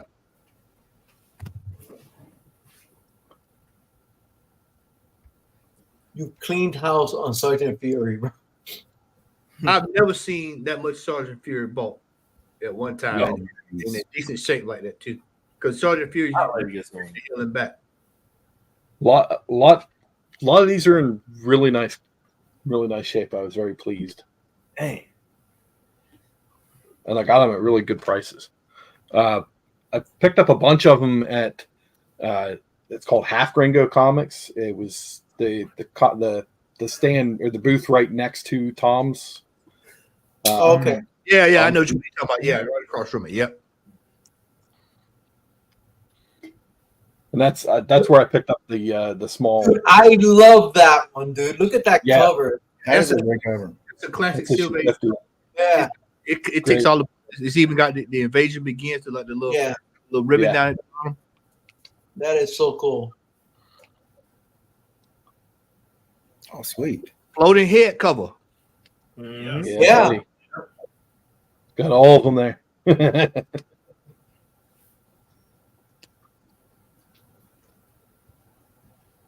Very nice. It's How many books are in that run, Donnie? 167, and then there's 7 specials or annuals. Are you close to completing the run? I think I only need like 50 or so. Nice. I was with Donnie's when he's getting all these, man. He got some good ones, man. I almost got I almost picked up a issue 5, but the staples, both staples were pretty rusty, so I was like, I'll pass. Donnie, weren't you looking at a 2 at one point? I did look at a 2. I was going to go back. I like that. It was clean cover. I like it. Super nice cover, man. It was a little beat up, little steep for my liking. Yeah.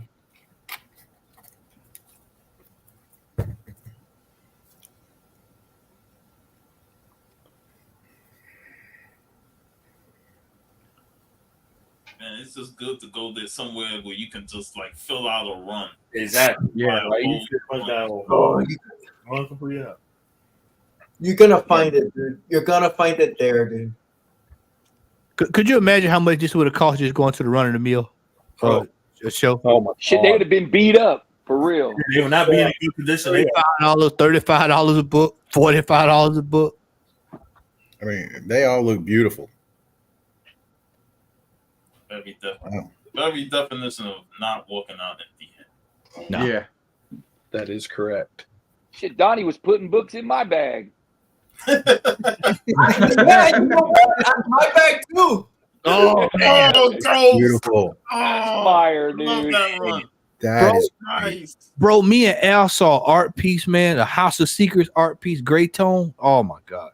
Oh, nice. Yeah, I walked past that. Yeah, I walked the booth you were talking about. Yeah, Yeah, I walked past man, it, man. Yeah. I used to be like, how much is that out of curiosity? You were like 65, but no, it was 25,000 for that one. Then another one was 65,000. Oh, like, wow.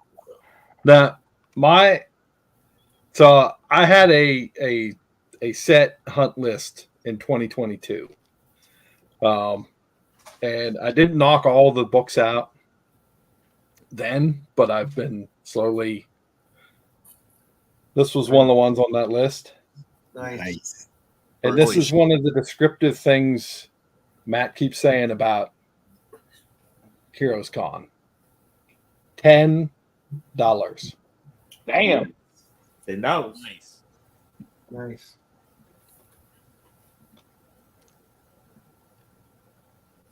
Shit. Oh, those are awesome. Yeah. Love those. This was not $10. That was 11. You know what, man? You know what? You're able to put your hand. Hey, bring that back, Donnie. Bring that back, Donnie. You're able to put your hands on these books, and this is what I was saying last year. Yes. That you'll be books that you would see at other shows, and you talk 300, 400, 500. You're able to put your hand on these books. You're able to get these books, man. No wall. They're there. Yeah. Yeah, these were in boxes. These were in long boxes. Yeah. Just like boxes where you could just reach down and pull them up. No, I bought the Airboy and this one together. This is my favorite. This is my favorite one Donnie got. It's nice. I went back to this like 3 times. I was like, Donnie, you know you want it quick. Yeah, picking it we up all and said not that to him too. I don't know any Spanish. Maybe glossary. Yeah, but lucky we had somebody with us that did. I had to have somebody translate the cover. I know exactly what they did. That's why I'm like, oh my If I'm not goodness. mistaken, the booth that we saw all the Sonic books, they had a whole section of foreign comics. Yes, they did. And I was going through that shit. and I'm He had a whole stack of foreign comics, like a whole section of them. You're talking about going through boxes and the books aren't even out. I went through a box. These books were raw, and it was like $1,000 book, a $500 book, and I was freaking out. Yeah, not even wall books. Not even wall books, and they were 1,000. There you go. 2 cubits of cup. 1 cup. Yeah, that's nice, Donnie. Dude, that is nice. Those are awesome. Yeah, Donnie killed it, man. Donnie was on fire. Donnie was out of control, dude. I couldn't keep up with him. Matt, this was another one on my list. Nice, man. First Mimic. 19. Yep, 19. Donnie was looking for that book at every stand, dude. He finally found it.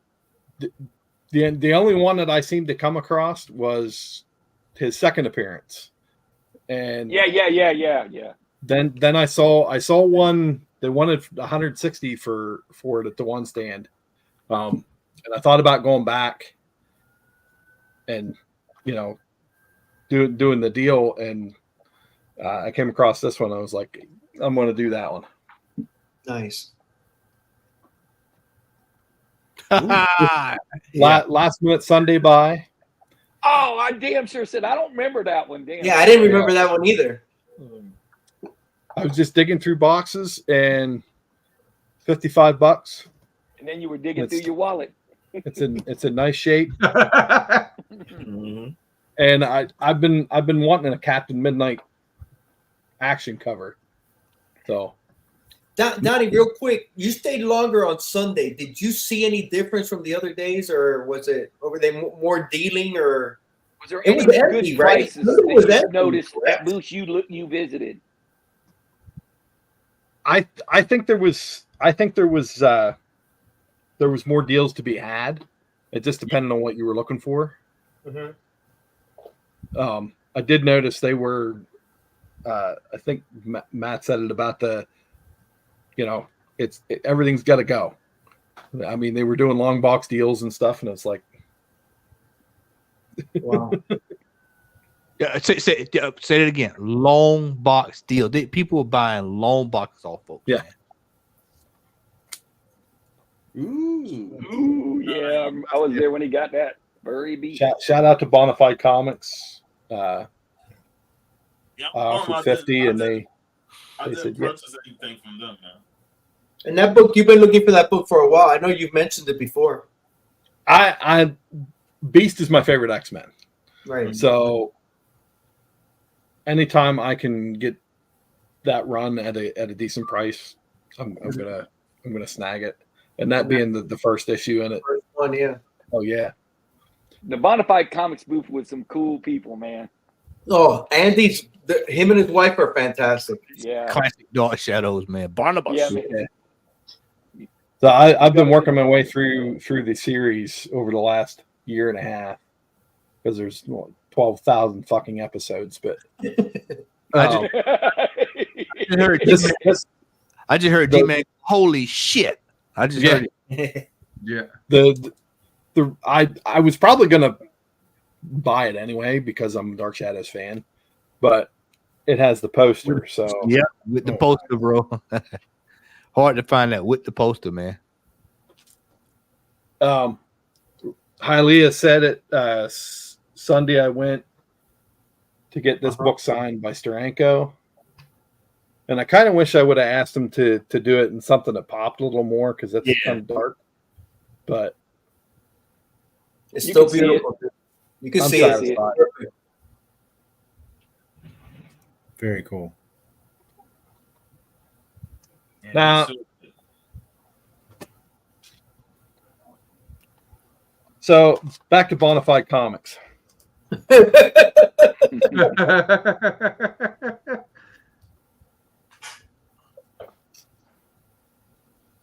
This community, this thing that we've all found ourselves in is prone to certain instances of I don't know what the word is that I'm looking for. Take your time, Donnie. Take your time. Ain't no rush. but it's proof that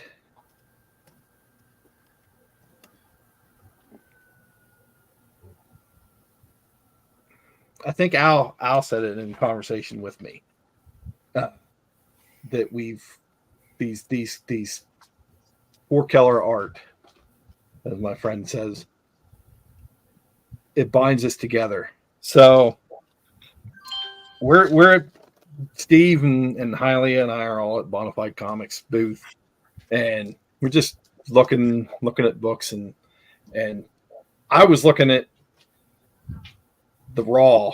They had a raw copy of this book, and they had this book, and I was considering snagging the raw book. So Steve's over there, and he has to see both the raw and the slab of this book, and he's looking, and I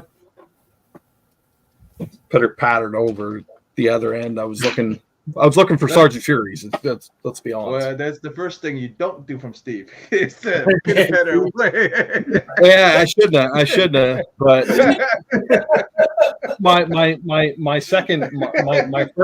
my first clue should have been somebody coming over and wrapping his arm around me, because he knew what was not. Oh shit! That is beautiful. Wait a minute, you got to get. Hold on, let me find. We got to get him. We got to get him a round of applause for that, boy. You doing with CG? Wow, that bro. Wow. Hey, what was cool is they got in on it with me. They all turned around. Donnie was all on the spot, baby. They were all looking at us. That deserves Comic Hall Crew. That's it, yeah, bro. So, right, man, you hear me? 6 fucking point. Oh, that is fucking unbelievable, man.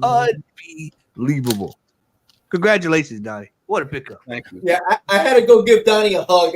I knew it was coming. I gave him a hug. Bro, I've never seen somebody with a 6.0 of that book before. Over 4. Just beautiful. Absolutely amazing, man. Congratulations, bro. Well deserved. I'm gonna come clean and be honest. I'm not a huge Batman fan, but I am. You are not. This cover is fucking fantastic. What I'm more a fan of is the friendships that this symbolizes. Yeah. Awesome, man. That's Hey, man, it's still good people in the world, man.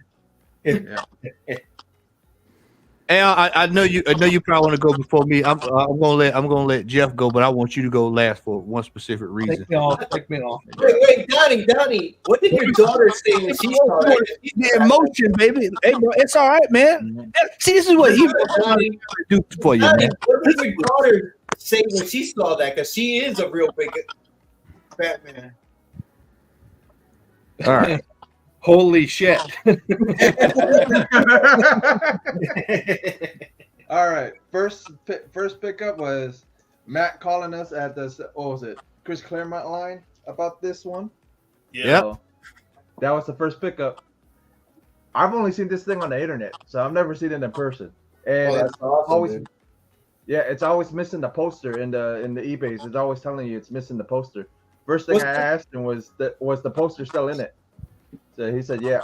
Jeff, what's the significance of that book? It is the Japanese edition of Vampirella. Wow. And there's some unpublished stuff in here too. Wow. Yeah, that's cool. Yeah, there's some Never there's some seen that unpublished. ever. Nope. And who found that? Who found that? Matt. Wow. Matt, where did you find that, dude? Hey, bro, I found it. It was a book. The guy had a. This is what I tell folks: if the person needs to have a clean booth, and if they've got a clean booth, you can see stuff. So this one cat had a book. I'm gonna show y'all in a little bit. But the guy had a book, caught my eye, and I looked to my right, and I said, "Holy hell!" I said, "That's Japanese. I know Jeff ain't got that." And I said, Matt called me and said, "Yo, tell Jeff to come over where I'm at." So I told Jeff, and then you aisle 600. I still remember. That's awesome, dude. That is awesome. It even got the Frazetta story in it too. So it's like it's a bunch of Warren stuff in it, a bunch of stuff in this one. And then the second thing I picked up was this Dave Stevens art book you rarely see. Very nice. Yeah, you rarely see. And then the first thing we did was the owl thing, and then this was Saturday. I found this one on Saturday. Very nice, bro. And like Matt said, it was at a booth that you would least expect it at. Yeah. This is where I found. Yeah, me and Pete. Pete goes, "Well, oh, I like these mama. I like these husband and wife booths. The little booth." So we're looking around. Pete sees it on the floor. Pete goes, "That's a Vampir. Isn't that a Vampirella piece down there?" They don't know who the artist is or nothing. So that's great. Cool. Remember I told y'all. I said when you go to these shows and you look and you look around and you go to the mom and pop corner. Yeah. Look, that's where all the good stuff at. Yeah, and less than $100. I offered them cash, so less than 100. Wow. Yeah. Damn, that's Nice. so sweet right there. I love that. It is. That's my favorite thing you got. Yeah, and it's after the Jose Gonzalez and Torres poster. So the person that did it did it after that one, that famous poster in the 70s. So Very that, and then the other book I picked up was Joe Jusko on Saturday. This one. Oh damn! And I love that book. Found out from Jusko, this original piece is going on Heritage. Bro, did y'all see what the what Very book? nice. Heritage had an auction. Matter of fact, no, I'll find it. I'm gonna show it to y'all. I'll show it to you before we go. Go ahead, keep going, Jeff. Yeah, and then I got these couple of books signed. So like Sean was saying, I met Joe Jusko, got him to sign this one. That's a sweet guy, man. He was super nice too.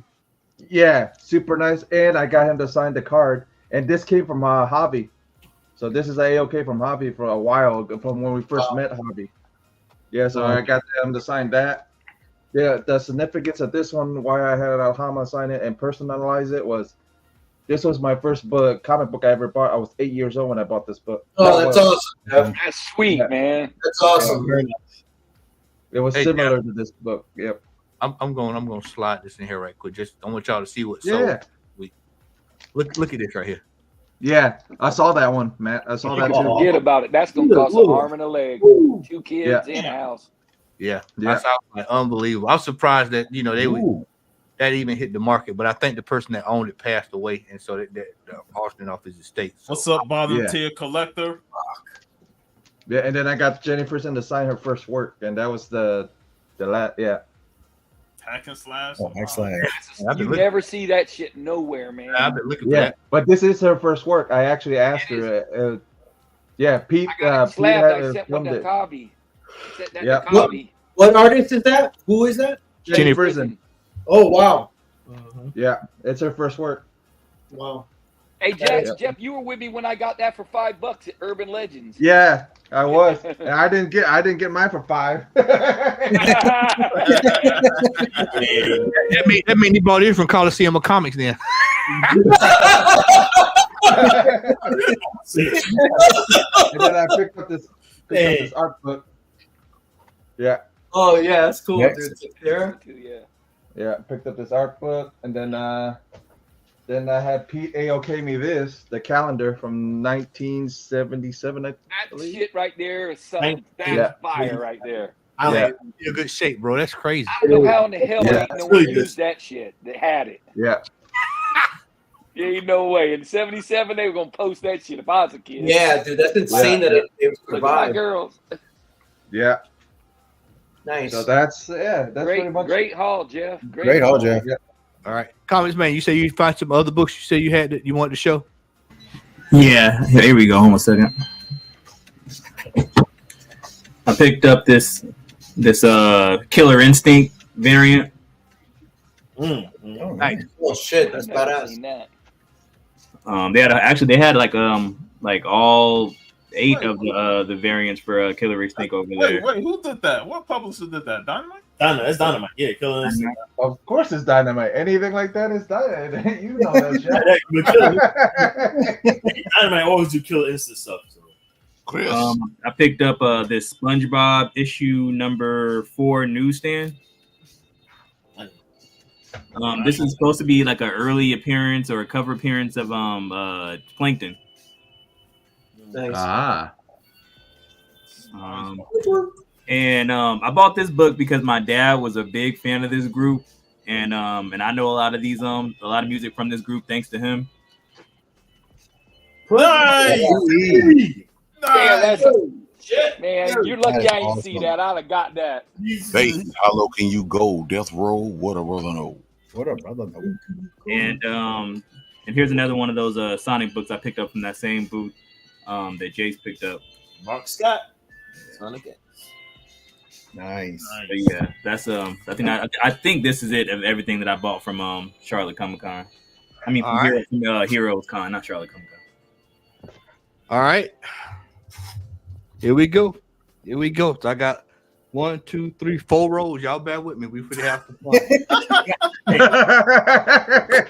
We were with Matt half of the time. So let me get the autofocus lined up. All right, here we go. Here we go.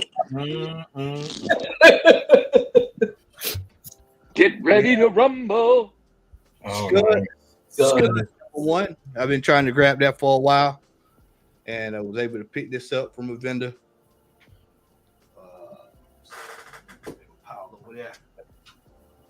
This is a book that, man, I have had my eye on this book for about 3 or 4 years. Been trying to grab it. Every time I go to eBay, it's a King's Ransom.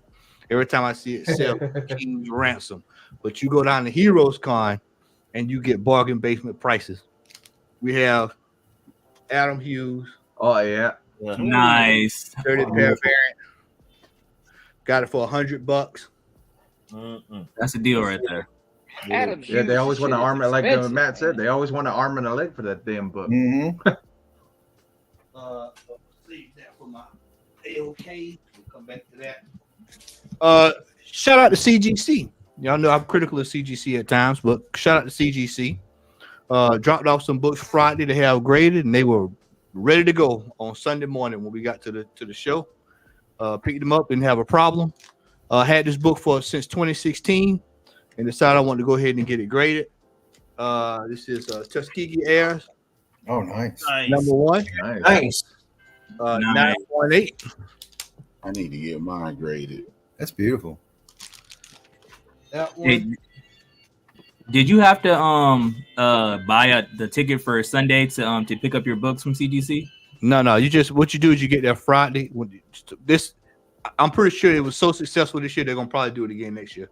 What you do is you get there as soon as you get in there to the con, go straight over there and get it dropped off, and that way you pretty much in the first batch of folks that's gonna get their books graded, and then they'll have it ready for you on Sunday. And if they don't, they'll ship it to you. But I'm saying, did you have to come back and to buy a ticket for Sunday as well? No, I don't think you did. I think if you picked it up, you just tell them you want to pick up the book or whatever, and you go get it. Oh, okay, cool. That's why I didn't submit, because I wasn't trying to come back on Sunday. Yeah. So. Yep. This is another book I wanted. It's a damn shame I got so many books. I said I don't think I got this. I think I got the other book, but I don't have the first appearance. And I saw the first appearance. Shout out to my main man, Harley Yee Comics. That's my boy there, man. I try to go to Harley every time I see him.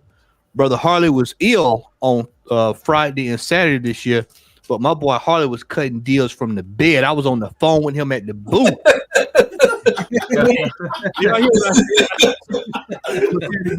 He was ill on Friday and Saturday, but I'm in the booth on the phone with Harley cutting deals. He said, Matt, take me the picture. I sent him the picture. He said, this is what I can do.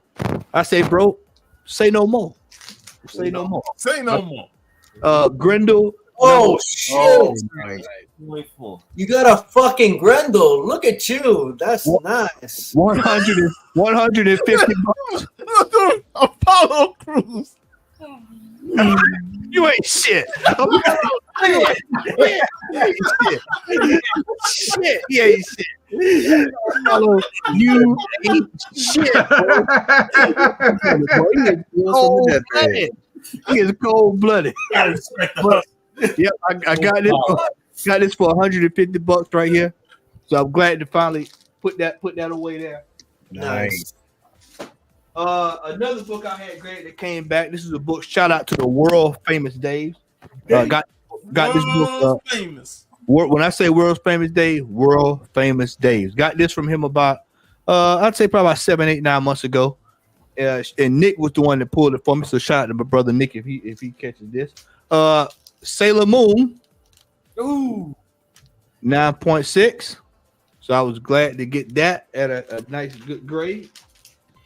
That's dope right there. A few people had that book at the con. I was thinking about picking one up. Another book I had graded. I got this book at last year's Heroes Con out of a box for $20. And I said, well, I've already got one that's graded. I said, well, I'll get it. I'll get this one graded just to see, see what I get. What I get. We have Planet Comics. Oh, nice. Good old Dave Stevens. But so I said you go to Heroes Con, you can find deals. They out there. They are out there. You see that, Matt? Yeah, I see that. Next, well, hey, Chris, bring your ass to Heroes Con next year. You can get it. Both of y'all, come on, you can get it. It's there. I want to hear. We're going 2 to a mule next year. 2 to a mule. All right. So this next book. So y'all asked me how did Jeff find his book? So I was walking, and this book just caught my eye, and I said, "Well, damn!" I looked. I said, "Well, damn! I ain't never seen that before." And I looked. I said, "Can I take a look at it?" He said, "Yeah." And I said, "Brother, is this what I think it is?" He said, "Yeah." I said, "Bro, this is wicked." So immediately I said, "Well, let me." So I stepped to try to go search research. See nothing. And I said, "Well, I can't see anything. Can y'all still see me?" Yeah. You're good. Okay. Yeah. Okay, I heard Steve say he couldn't see nothing. I'm frozen up. I can't see nothing. You got restart. Log in and log back out. You should be able to get back in. But I said, "Well, damn, man, I'll take that." So I looked, but I didn't see one anywhere. I mean, I checked and looked, nothing. So this is like the only one. This is Dungeons and Dragons. Oh yeah, I saw that. I took a picture of it. This is the Japanese anime variant. Yep. Wow. That guy had a lot of Japanese stuff though. A lot of creature stuff. That's Yeah, cool. a lot of it. Yeah. That's wicked. And I was like, man, that's crazy. So, and then 7.5 and something like this, and red is always a win. So I was like, yep, that is. I remember you showed that. I was like, man, that is beautiful. It is. This one here, man, this was a crazy pickup, man. I got this one on Saturday, and guy had it up there. I was walking. It was funny because I was walking, and as I tell you, I scan booths. So a lot of times I'm looking as I'm walking. And so I just happened to look, and the dude looked at me as I was looking up. And I came back, and he said, "Hey, man, how can I help you?" I said, "Brother, tell me how much is that right there." I just pointed. Well, how much is that book right there? And he gave me the price. And I said, "Brother, I'm buying it off of you right now, my friend." I said, "I'm not going to talk to you." He said, "Okay, well, man, since you buying that one, how about this, man? How about I throw this one in for free?" I said, "Well, shit, man, now you really cooking." So I picked this up. I got Fast Willie Jackson. Oh shit! Got Fast Willie Jackson. Hey man, you be high as shit, bro. 80 white pages, bro. That's 80 great. white pages. Watch this now. Watch this, and then it gets better. It gets better. He said he even threw this in. What's that free book? He threw this one in. Issue 7. That's the hardest issue to find right there. Wow, Wow. that's awesome. That's the hardest issue to find right there, my friend. I still got to get mine graded. Golly, boy, you make me sick sometimes. Dude, that's a great. 1.0 white. That is nice. How killing me.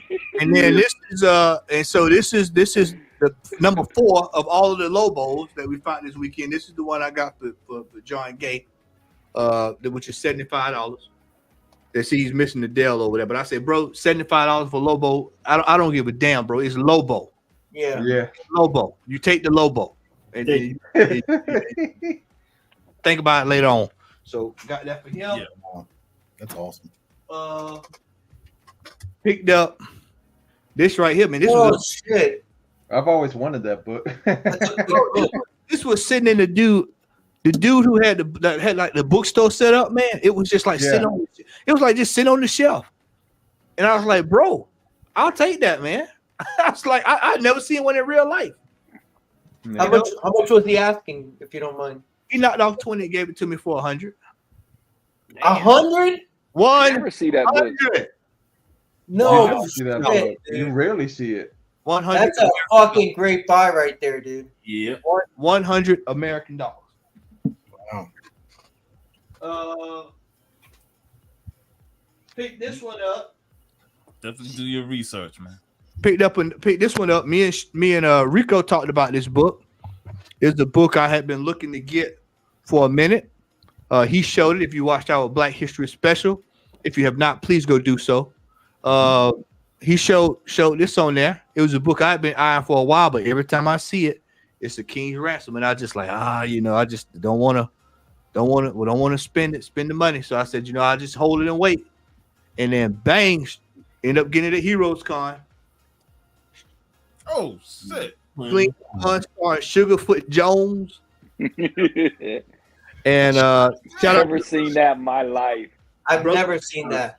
Brother next to Tom had it, man, and he said, "Brother, for you, I'll let you get it for $100." What is that? I've never seen that. I don't know what that is.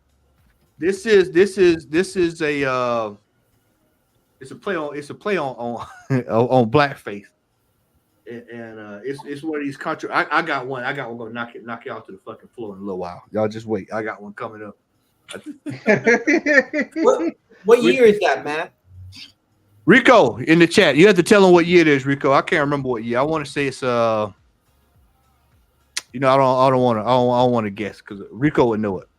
But I know the first Rosa Parks is coming up next. He close. I got something tonight that's close that came. 1944. Rico said 1944. 44. Damn, I guess 51. Wow. I've got something tonight that came in the mail that's gonna knock you out to the floor.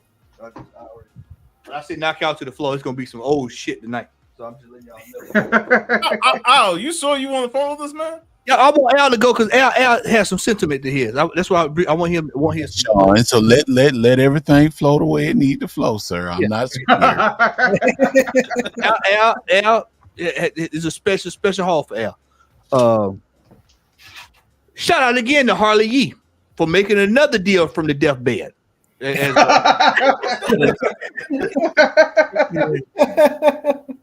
And we got some AC Hollingsworth.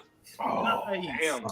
This is my second copy. This one is better than the first copy. I said, man. So he gave me a deal on this on the cover. It was $350, but he let me get both of those two books.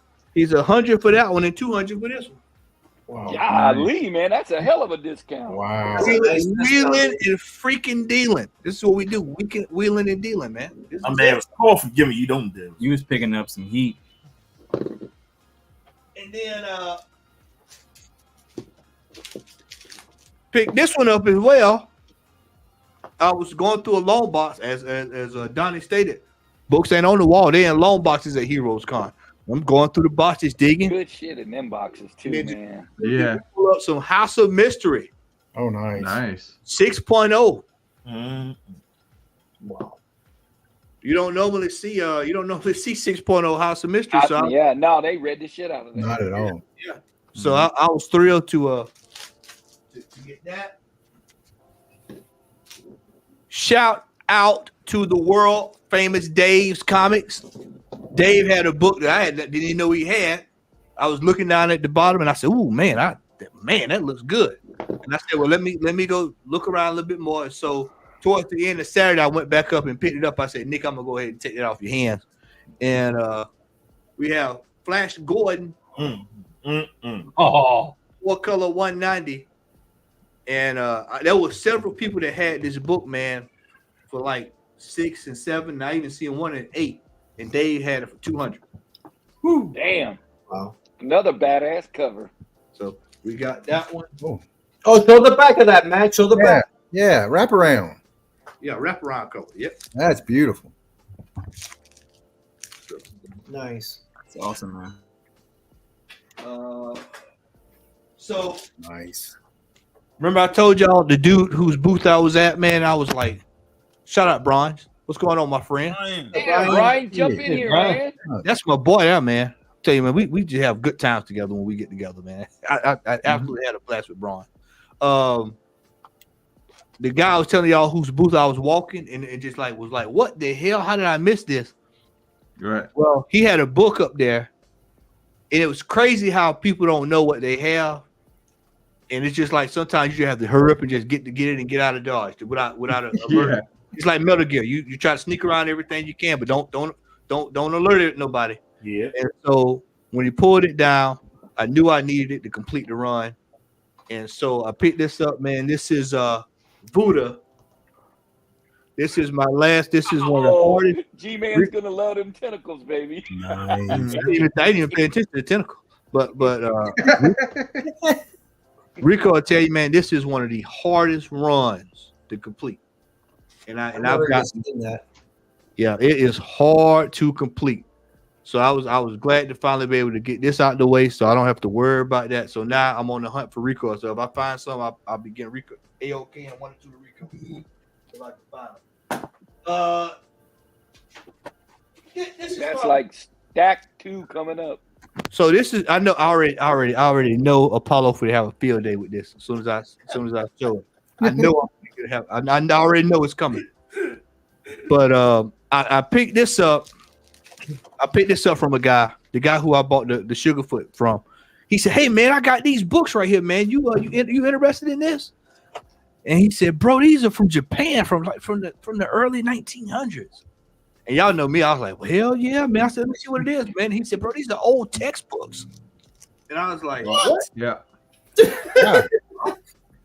Yeah, I saw. I think you showed me those. Yeah. Textbooks from Japan. Textbooks, my man. That's beautiful. You never see How shit much like is those that, running man. you? Heroes Con got everything, man. $10. I mean, the art on that cover is gorgeous. It's the Costco of comic books, bro. I'm telling you. Yeah, man. I was laughing at Al, but I That was is right. nice. Costco of comic books, cool. yeah. So I would have got them. And then this book here, man, I bought a book, another book that I'm about to show y'all in just a second. And I got this, man. This is when you have that Rico mindset. When you see certain things, you go, okay, yep, I already know to pick this up. I just saw the cover and I already knew it was a win. I said, look at it.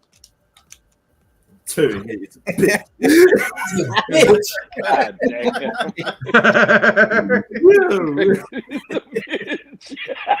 What the fuck is that, bro? Wow. They got to put the microphone in his mouth. So basically, the book is a story about it's written by a guy who started working right after integration in the workforce, and it was basically the hell he caught. So yeah, so we got that. Matt, randomest things. This was a book. This was actually one of the books I actually went to the fucking show looking for, man. And I looked all fucking day for it Friday, couldn't find it. Looked all fucking day Saturday, couldn't find it. And when you know, after I bought Lobo, I saw this book. I said I couldn't believe it. I just told Larry, I was sitting down with Larry. Yeah. Sea scrolls, pretty soon. From the Dead Sea. Yeah. Don't worry. We close tonight. Don't worry. I got something for you. I just bust out a tablet. I got some pizza tablet. I got something for you. Y'all just wait.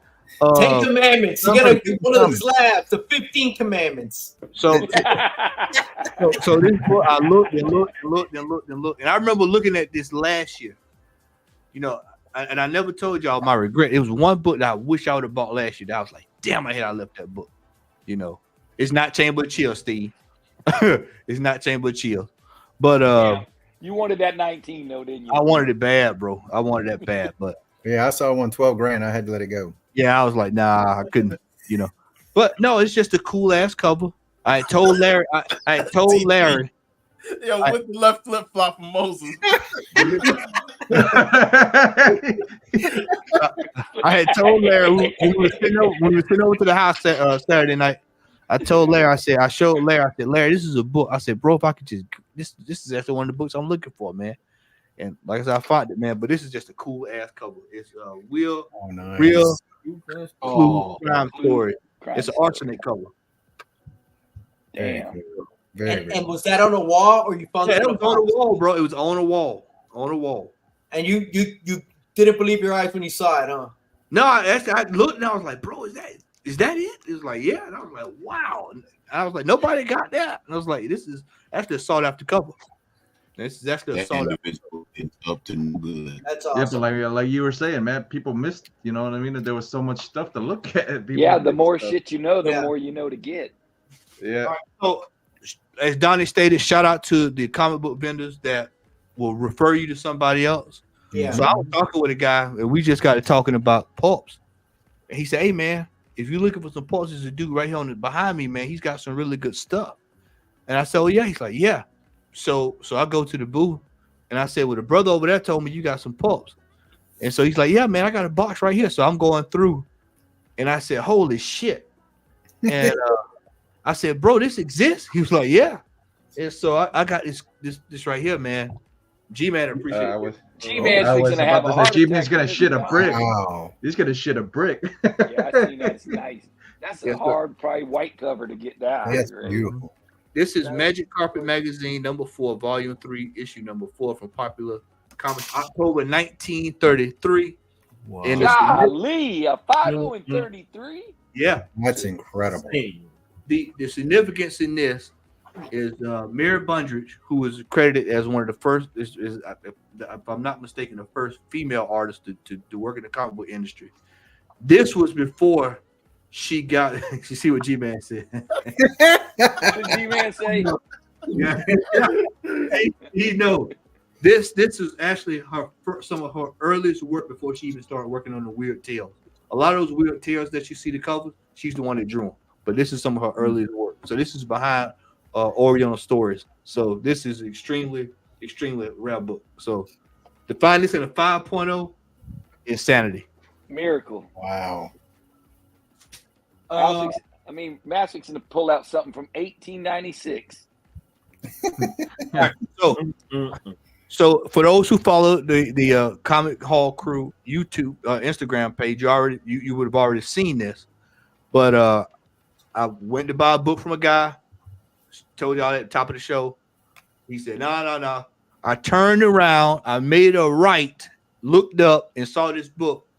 I asked the dude, I said, "Hey Al," I said, "is that price firm? If not, what can you do?" And he said, "Oh man, I'll let you get it for $1,500. Do what? Hey, let's go. Let's talk to me. You take PayPal? Yeah. I said, let's seal the deal. Seal the deal. We have another copy. Nice. It is, boy. This is a second copy of Jumbo Comics 69. For those who are not in the know, this is Matt Baker's first published work. Wow. So got this before anybody else could even see it. It wasn't gonna be there by the end. It wouldn't have been there by the end of the weekend. Probably end of Friday. It'd have been. I would have made it through Friday. Yeah. So I went ahead and I got that. And so we get ready to get to the good stuff now. I walked in and when I first saw Matt, I said, "Did you get any Good Girl comics?" And you pulled that out. Yep. You better get to the good stuff, man. Like you ain't sold us all the good stuff. No, I have not showed you the good stuff. Bro, everything you sold was good stuff. I have not. I played everything to the chest. I played everything. Yeah. To the chair. Yeah, this is Matt's teasers. He's the only person. He's the only person that's seen just about everything that's in here. But here we go. Here we go. So Saturday, I'm walking around and I'm looking. In my head, I just popped in my head like, "Hey man, go look at some art, man. I got everybody's. I knew Al was still trying to get his stuff done. Larry was still doing some stuff. X was off doing something. Mel was doing something. I said, well, let me go look. So I go over to the art dealer, and I'm going through the book. I'm just flipping, just looking. I just want to see the work, and I roll up on this. I said, oh shit, I can afford this. That's what I said. I said, I can afford this. And I said, that shit's expensive. Yeah. So the dude, I asked the dude. I said, I called him over. I said, excuse me, sir. I said, do you take debit card? He was like, yeah. I said, do you pay PayPal? He's like, yeah. I said, hey man, I want to get this. So he looks down, and shout out to this guy, by the way, because he there's some asshole vendors out there. But shout out to him. He looked at it. He said, oh wow, man, you getting that at a good price. He said, I didn't even realize I still had a price for that. And I was like, oh shit. And he was like, well, hey man, you got you a good deal, bro. He said, I'm gonna sell it to you for what you see it for right there. So I paid $160 for this piece. Are you serious? Oh, yeah. Damn. Wow. And it's a bowling pal. I read that whole. Okay, that's what it was. Downstairs. Yeah. Wow. And this is from Girls Love number 164. 19, I think it's 51, if I'm not mistaken. That's awesome. Yeah. So that's that right there. Damn camera will focus. Jeez. There you go. Too many females on the paper. And then the second piece is a spot that I took Al and Larry over to. This brother here, man, great guy. Enjoyed chatting with him. He was a really cool cat. And he saw me with that piece. He said, hey man, you interested in any more of that kind of stuff? I said, yeah, man. Yeah, absolutely. And he just took me to a big old tub full of art books. And I just started going through them. And then I saw this piece right here. And he gave me a deal on it. And I said, absolutely, man. And this one here is even cooler. This is if I can get it right here. There we go. Is Young Love 123. Man, that's a lot of work for one page, ain't it? Golly, man. Yeah. Hey. A lot going on in that one. Yep. That's nice, bro. Yep. And you know what the cool part about this is? Wally Wood, wasn't that one? This is Wally Wood. That's what I thought. Yeah. Wally Wood. So I was like, Listen, Matt, even upset the Cantonese comic kid. hold on to your butts. Because Squeeze the butts. Squeeze the butts. So y'all asking about Sunday. So Sunday, I was so enamored with getting those pieces on Saturday that I said I'm gonna go back over there Sunday and just poke around. And so I went back again, and he said, what kind of stuff do you like, man? What are you into? And I said, I like Golden Age, Silver. I like older stuff. And he said, oh man, I got a whole bunch of older stuff back here. He said, come on around the back and take a look. So I'm going through. I already like in my head, I'm like, shit, I can't afford this shit. This is, I know I'm going in the danger zone now. Alligator pit. I'm just looking, I'm just looking. And then I get to one piece of art, and I see it sticking up vertically. And I said, fuck me. And I said, is that what I think it is? And I pulled it up. And you know how you sometimes you add when you looking at something, you're like, oh shit, you start sweating. As get heart drop, you're like, oh shit. Yeah. So then I move it out the way, and it's another one behind it. I said, oh man. And I said, oh shit. I said, I know he's gonna ask for an arm and a leg.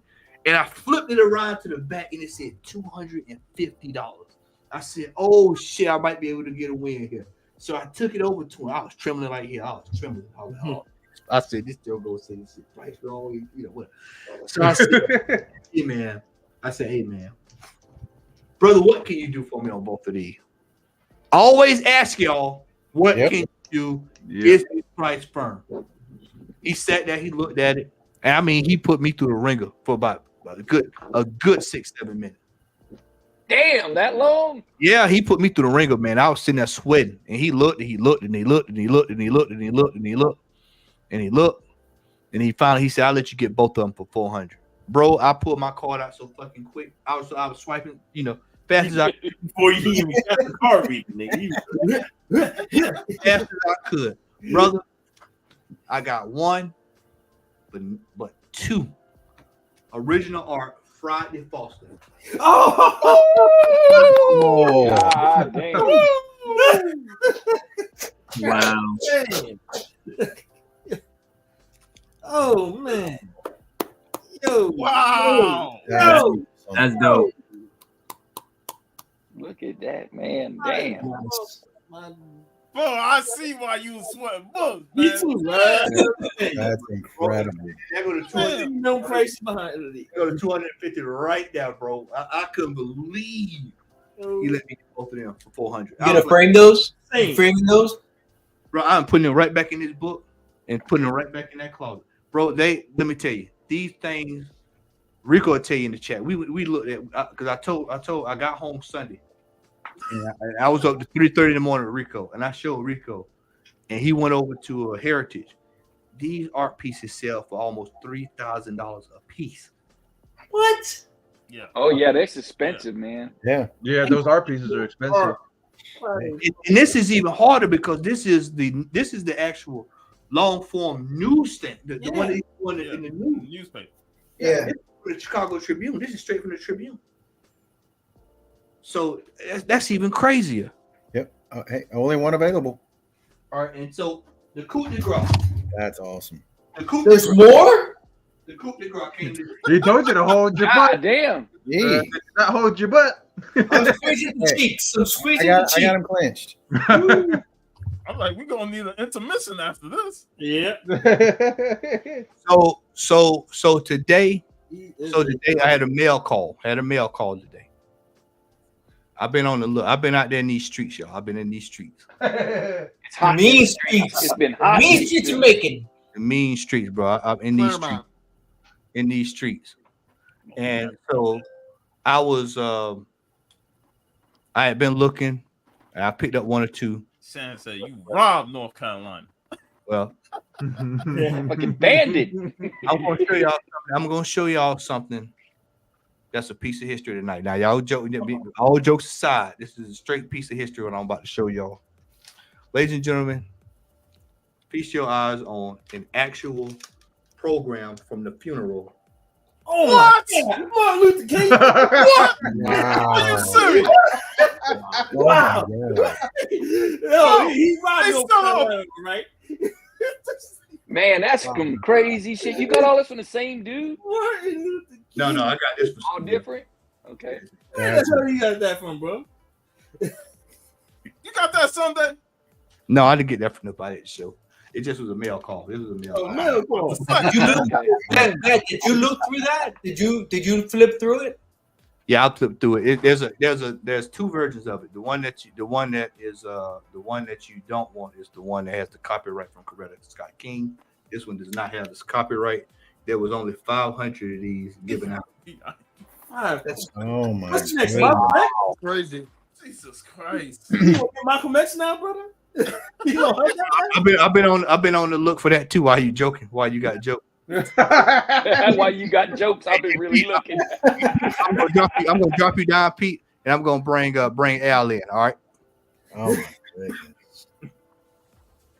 All right, brother Al, because the reason I want Al to go last is because there's some sentimental going on here with Al. You know, Al has been through a lot this year. Yeah. You know, this was his first show. I was more excited for him to go. You know, I just wanted him to get there, just to say that he'd been.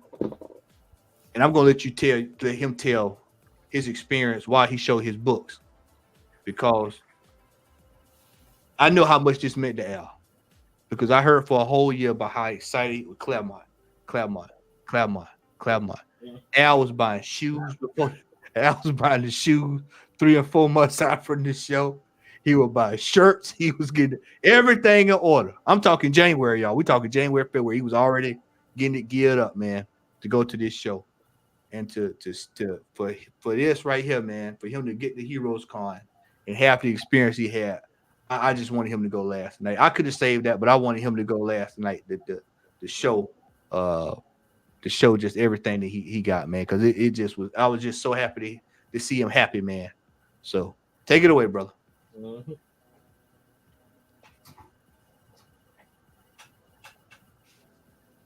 I appreciate that, man, very much. Thank you, Matt. And I just want to address something real quick. I want to quote Black Key Comics. Shout out to Rico. And I want to just say everyone comics collection has value. And I say that because even though my boy, you ain't gonna find too many people that's gonna have Martin Luther King Jr.'s obituary. Everybody don't collect the same. And my boy, he does what he does, and I do what I do. We stay in our lanes. So I will never be intimidated by his collection. I will be impressed by his collection because that's how he collects. But I will never be intimidated by anybody's collection that I see. So I just want to address that first and foremost. Secondly, I want to give a shout out to Jeff. He actually was the ringleader of hooking this up right here. You're welcome. California Blend. She really hooked this up. When I saw this on Instagram, I had to get it because y'all know I'm a huge Godzilla fan. Y'all see Godzilla back there in the back. Godzilla versus Megalon. You see the Bigfoot and the Godzilla and the Ultraman right down on my right. So I just want to say thank you for everybody that actually chipped in for this beautiful piece. It was wonderful. It's a wonderful piece, and I appreciate y'all for doing that. For those that don't know, I had cancer surgery back in May on the 10th because I was diagnosed with stage 3 colon cancer. So this trip meant a lot to me because I was trying to get out of Macon. I'm from Macon, Georgia. So yeah, everything, like I said, from the jump of the show, everything was good. I enjoyed the company. Everybody I was excited to see. So I just wanted to get that out the way. Second shout out goes out to the man Stone Cold Steve Whiting. Steve, I'm gonna tell you the straight truth, bro. If I ever win a significant amount in the lottery, I'm buying your ass a house. Oh shit! I'm gonna be sending you the numbers. Man, dude, don't worry, I've been playing, but I'm gonna buy you a house and a couple of cars, man, because I just want to give a shout out to Steve because Steve actually, I'm putting it to you like this. When I got the Heroes Con, I actually picked up a total of 9. Appreciate that, Remo. That's Naruto. But I picked up a total of 9 Silver Age X-Men comic books. 5 of them came from Steve before we even went to I picked up 4 more at the con, 2 I bought, and 2 Steve bought. So yeah, if I ever came into any type of insurmountable amount of money, bro, I'm taking care of you, bro, for real. So I'm gonna start off with, first off, let me just start off with this. I picked up some art and I got Steve an AOK. I've already actually packed it up, but this is what I got Steve if it's to show up on the screen. Hell yeah! Oh yeah, That's what I'm talking about. I'm gonna flame that bitch right up. He took me to the spot Sunday where he got his stuff as far as the Friday Foster and all that artwork. So I was looking, I said, let me find some Shazam stuff. And then he said, Matt just said he got some Ultraman and stuff. So we know each other. I know Matt like Renee stuff. He know I like all that old crazy crap, the Godzilla and stuff. So I got Steve piece and I actually packed it up and I gotta ship it out to you, Steve. I still hadn't had an opportunity to do that. Hey, ain't no rush. Possible, man. But yeah, I got that, and then hold on, I got some other artwork.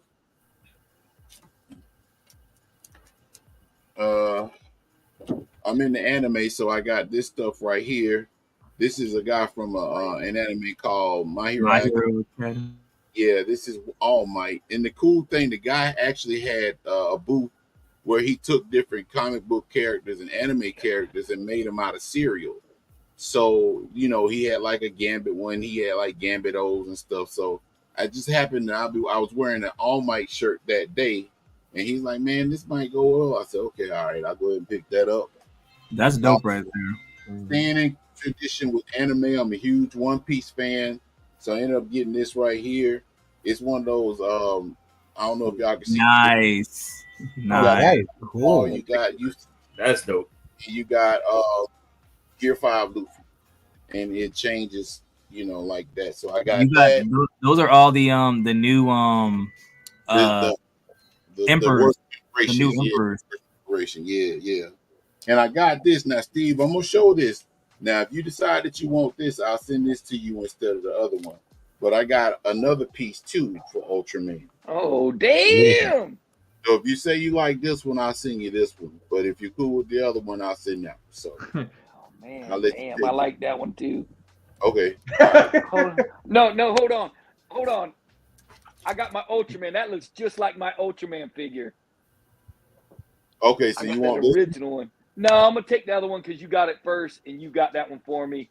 That one's cool. And I got a figure that looks just like that. All right, that's cool.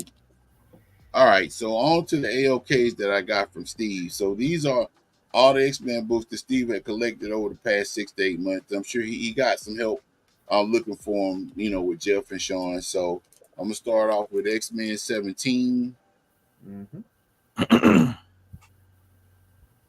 X-Men like them red covers, boy. Yeah, they did.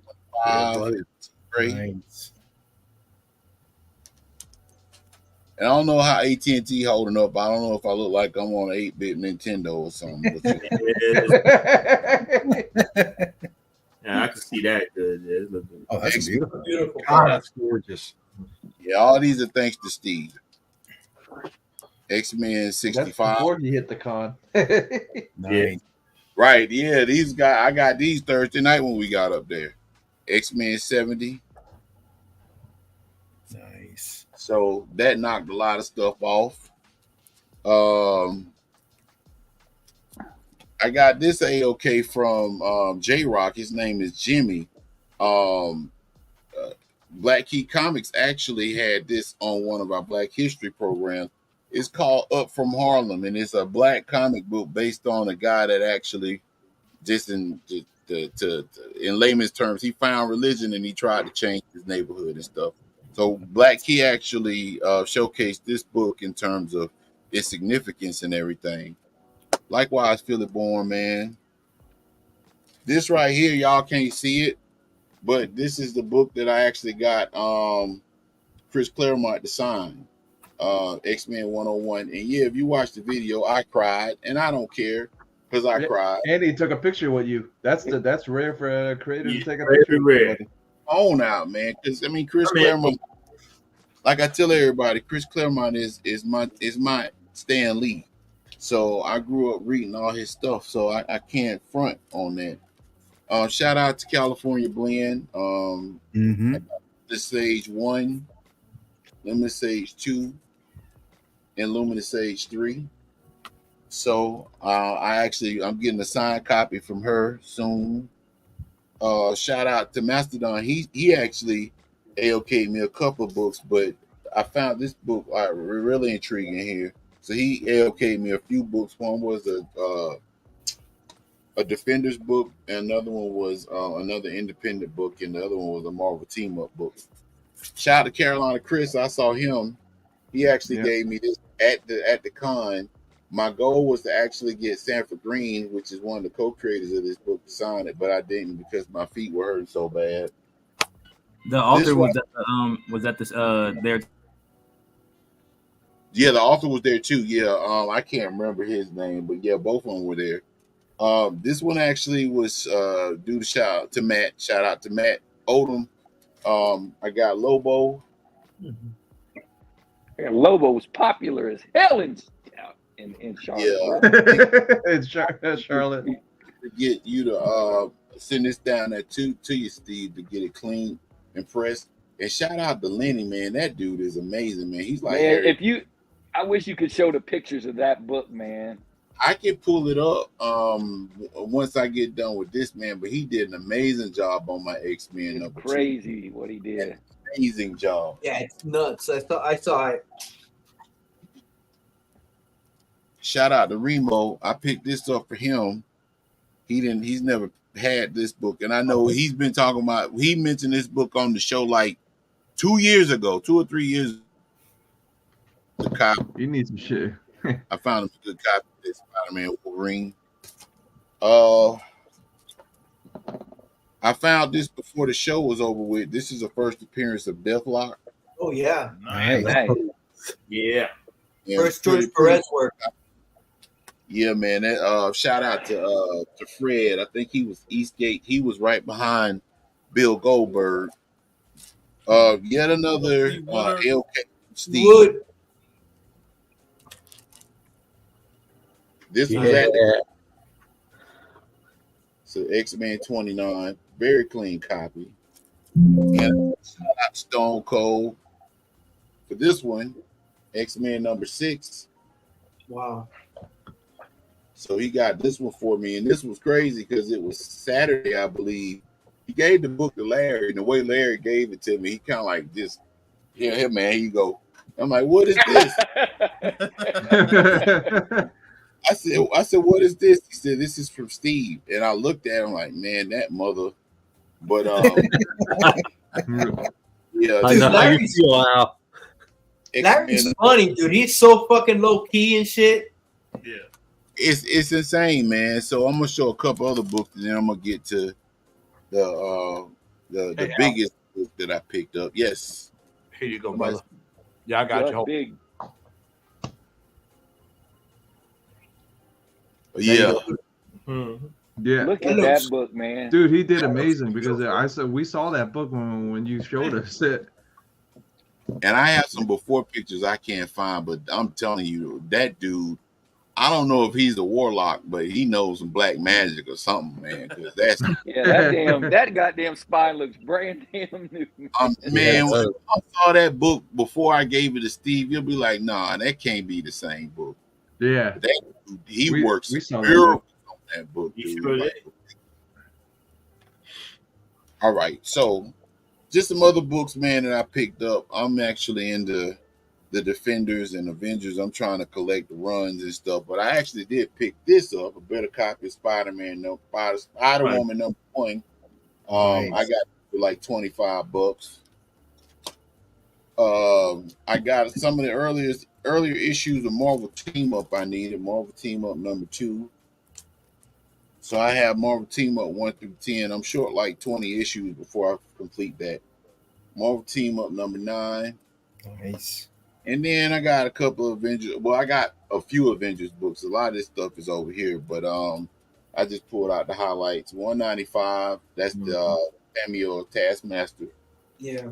I picked up the full appearance a few weeks ago. Avengers 106. Great cover. Avengers 102. Nice. And Defenders number 10. I didn't know this was a key till I bought it, but yeah. Yeah, that was a good ass cover. Yep, that's a classic cover too. Yeah, man. So last 2 books I'm gonna show are the books I got from the guy DNT Comics, Goldberg. Goldberg. The Lobo from Goldberg. But I also picked up 2 more books. And just to show y'all, I kind of went through and cherry picked stuff. This is still the book. Man, we'll be here for another 30 minutes, so I figured I'd spare y'all.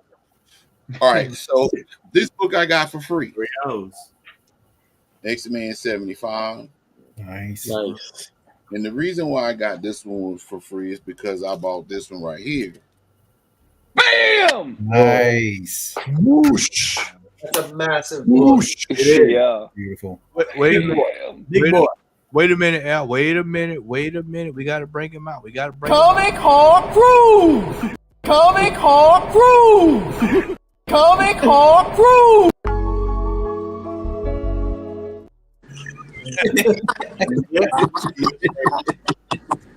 Yeah, man. The reason why I bought this book is because I initially was looking for John Size X-Men, and John Size X-Men, the ones I actually saw, I didn't like. I mean, as far as the price is concerned. So the dude actually cut me a deal on this one. And Matt will tell you, I've never spent this much on a book, but it was worth it.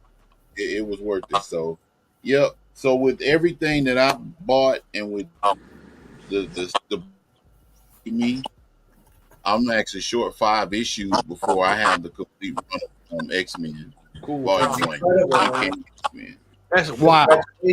Nice. You tell somebody that, man, they look at you like you crazy. You say, man, you 5 runs short of X-Men. They're like, what? I'm like, yeah, that's remarkable. I think it's like 1, 3, 5, 10. I know most of them. And it's maybe 11. Steve has committed it to memory, man. That's why I got to buy your house, man. For real. 1, 3, 10, 15. I think 15 is the other one. 1, 5, 10, and 15. Those are the only ones I need. Yeah. I don't even got to call you no more. The list done shrunk so damn much. I got that shit wrote down now. Wrote it on my hand.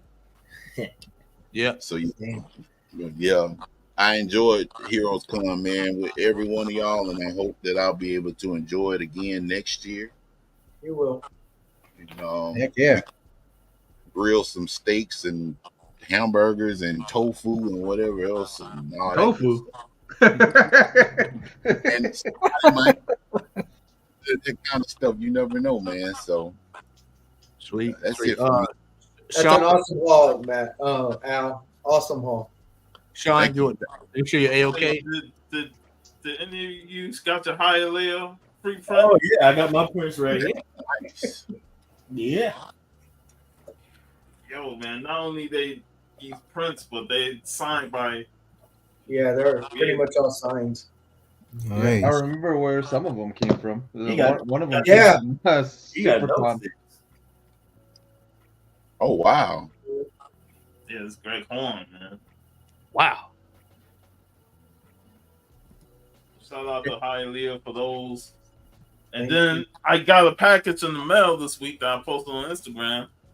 Shout out to Gary B, the casual comic guy. Al knows him. Cool A couple of dude, y'all man. know him. Super nice guy. Yeah, we've been on the 1011 show, amazing show that he does with the community. And, Big Conan guy. Big Conan guy. And you know, he hit me up with the ALK. What ifs? Yeah. Conan.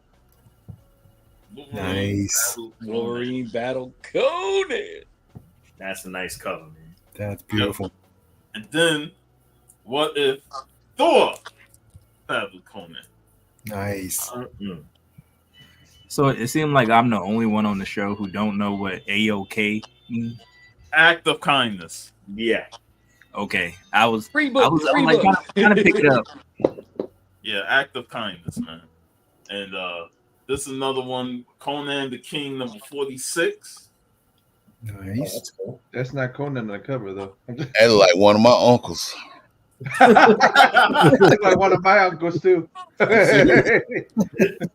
drunk and smoke a lot, man. That's what he look like for real. Number 50. Nice. Yeah. Trying to help me with my Conan the King run. 52. Gary's helping you with the King one. I'm helping you with the Vampy one. He hit me with some sweet Vampy. Nice. With the wings. I got a couple of Vampirella covers you can have. And then Vengeance of Vampirella number 4. Cool to have another copy of this. Cover. And then I want to show some books that I got signed at the con. It was great seeing Larry Hama. He signed my G.I. Joe number 1 personalized. Bro, that's tough there, Sean. Too Sean. Yeah. And brother, I totally forgot to go back and try to. I couldn't find where I saw that last issue of G.I. Joe at. You saw the last issue? Oh man! And I was gonna go get it for you, man. And when I went to go look for it, I couldn't remember what booth I saw it at because it was on Friday. Because there was 23,000 booths. Yeah. Yeah, that was It's almost like you got documented booths you go to, man. Now I'll mention Sanford Green. I missed out on meeting him too, but I did see Chuck Brown, who was the other co-writer on this Bitter Root. Yeah, boy. I got to like sign that. I this. like that. And I picked up a book from his booth wall, got the trade paperback, and he signed on the inside. And I had me and Jace had a great conversation with him, man. He was a pretty cool guy to talk with, man. Yeah. And one of the things that, again, I was disappointed in JT Comics. You know, shout out to JT Comics, Palmetto, and the rest of the Comic Book Fiend Club. They was all over the con. They ran that con. They were there by me. But they met up with a lot of creators and a lot of independent creators, and I was like, man, if I would have went that third day, I would have, really hit in on a lot of the independent local creators. So Chuck Brown is real nice. He's actually in my area. I see him at the comic book store all the time. Oh, yeah, he was really cool to talk to. Got my Defenders, nice. Marvel Features #1 first Defender signed by the great Roy Thomas. Nice. Damn, nice. Of course, I got to get. Man, that book is hurting, man. Damn. Yeah, we gotta find that one for Steve. That's Steve's childhood. Man, I know. That's the book I carried around as a kid. That one. Hey, and it's funny because when we was at Tom's Storage Unit, you had this sitting there. And you said, I'll let you get it because I know I'm going to get another one. Yeah, so yeah. And you got it signed, Like I so said, you did. I'm on a mission this year. I'm gonna get you that book, Steve. And it ain't expensive one, at least. I didn't hurt you. No. It is one of my favorite books all time. Then, of course, they'll just go find this. And I know Jeff told the story of this, that he had to put the veil on her because, cover up them cheeks. Yeah, because the publisher that was a chick. The publisher was a chick. The lady goes, the kids are gonna have to look at that butt, so you might want to put a veil on her. That's what Joe told me. Man, Conan don't play that. He knew that. He didn't put it. Conan's looking right under that veil. And of course, the classic I love, man, because Claremont signed this on the inside. But I posted the video on Instagram, and it's also on my Heroes Con video that I posted on YouTube. It was amazing, just waiting in line just to get to him and to hear the stories he was telling. This man, Al, told him that you're my Stan Lee. And Claremont, really took that to heart, and he wanted a picture with Al, and that was pretty awesome to see. And just hearing Claremont tell stories throughout was an amazing. It was an amazing experience, man. The first time I got to meet Claremont along with Al, Jace, and Jeff and Pete. It was amazing, man. It was well worth it, just standing in line. And of course, he signed my X-Men #1. Yeah, I got that signed too. So it's got Jim Lee and Claremont's signature on there. Nice. And they signed us perfect spots, both of them. Perfect spots. Yeah. Very nice. And last thing I'll show, I had to meet her. I met the voice actress of Storm, Allison Seeley Smith. She's a total sweetheart, man. Amazing woman, and she was adoring the fans, and we adored her. So I just had to pick up a nice print, with her sig on it. That's awesome. That is awesome. Yeah, that is dope.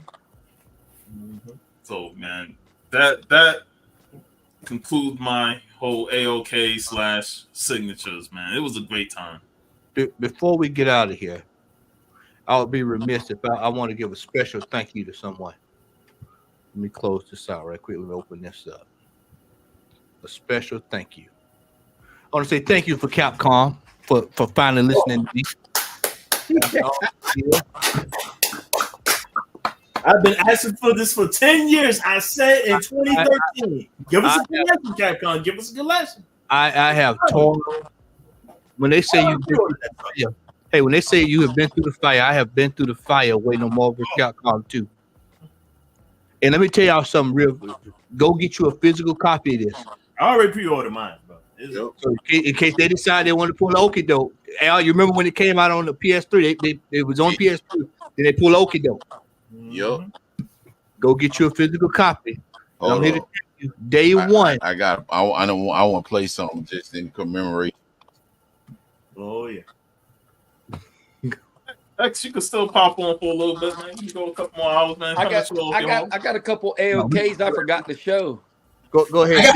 I gotta step out, guys. I gotta go take a shower, man. This has gone way long. Take a shower, man. I gotta go take a shower, man. You get One, man, you know? 1 second. This won't take long. I got this from Pete and Jeff. Signed. Yeah. I forgot all about my little AOKs. I've had them in a pile over there. I got this from Super Russ. From Russ. Trade paperback he wants me to read. That's great, Got this Steve. from Steve, read X. that. That's really good. Yeah. X and Larry found me this. That's awesome. Nice. Sweet. Awesome. Brian got me this. He didn't think I'd have it, and I don't. It got to go in my Star Wars book. And I got this from Al. Yeah. Nice. Yeah, Oh, that's The perfect. Hialeah t-shirts too. Yeah.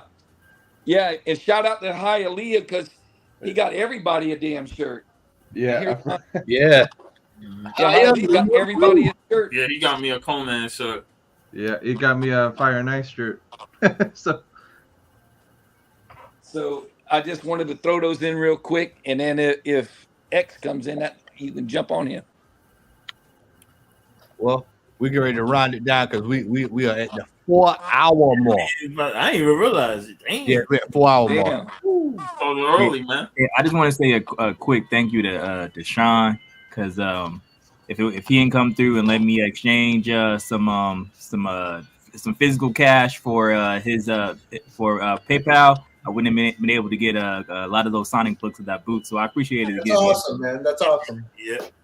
Yeah, you're welcome on the show, man. I mean, if you're not doing anything Saturday, so you can always jump on with us. I will appreciate it. All right, gentlemen, want to say thank y'all. This has been the 2024 Heroes Con recap show. Go ahead and start saving your coins. 2025 will be here before you know it. On to 2025 now. I'm working that second mortgage, baby. I'm working that second mortgage. Yeah, trust me, I'm gonna be doing a few more photo shoots to get lined up. OT. With that, gentlemen, want to say thank you. Make sure you like, share, and subscribe. Rico, I'll begin with you soon. We gotta get ready to do another auction show. Big auction closed this week, so we'll be probably covering that. And I just got a flyer. Get this one. Just got a flyer for Heritage. This is the next. Let me zoom in right quick here. This is the next big auction they got coming up. It's the sneaker and apparel. Sneakers. Oh And boy. these shoes already going for right at $4,000. So we already know that's out of my league. I'm not doing shoes. Not Yeah, doing the Freddy Cougar ones that are expensive. And Matt, before we go, we still gotta do the third chapter of the Rico show with Black History Comics. So definitely we gonna get in with that and get us a set date for the next time. Yep, we'll get to that. We'll go and line Good, it. X. And much love, brother X. Everybody, once again, make sure you like, share, subscribe. We've got a video. Al's working on a video. It'll be out sometime this week. And we'll be good to go, man. Once again, thank y'all. Enjoy Heroes Con 2024. Get ready for 2025. This league that gonna be in my dream. 2025. Comic Hall Crew!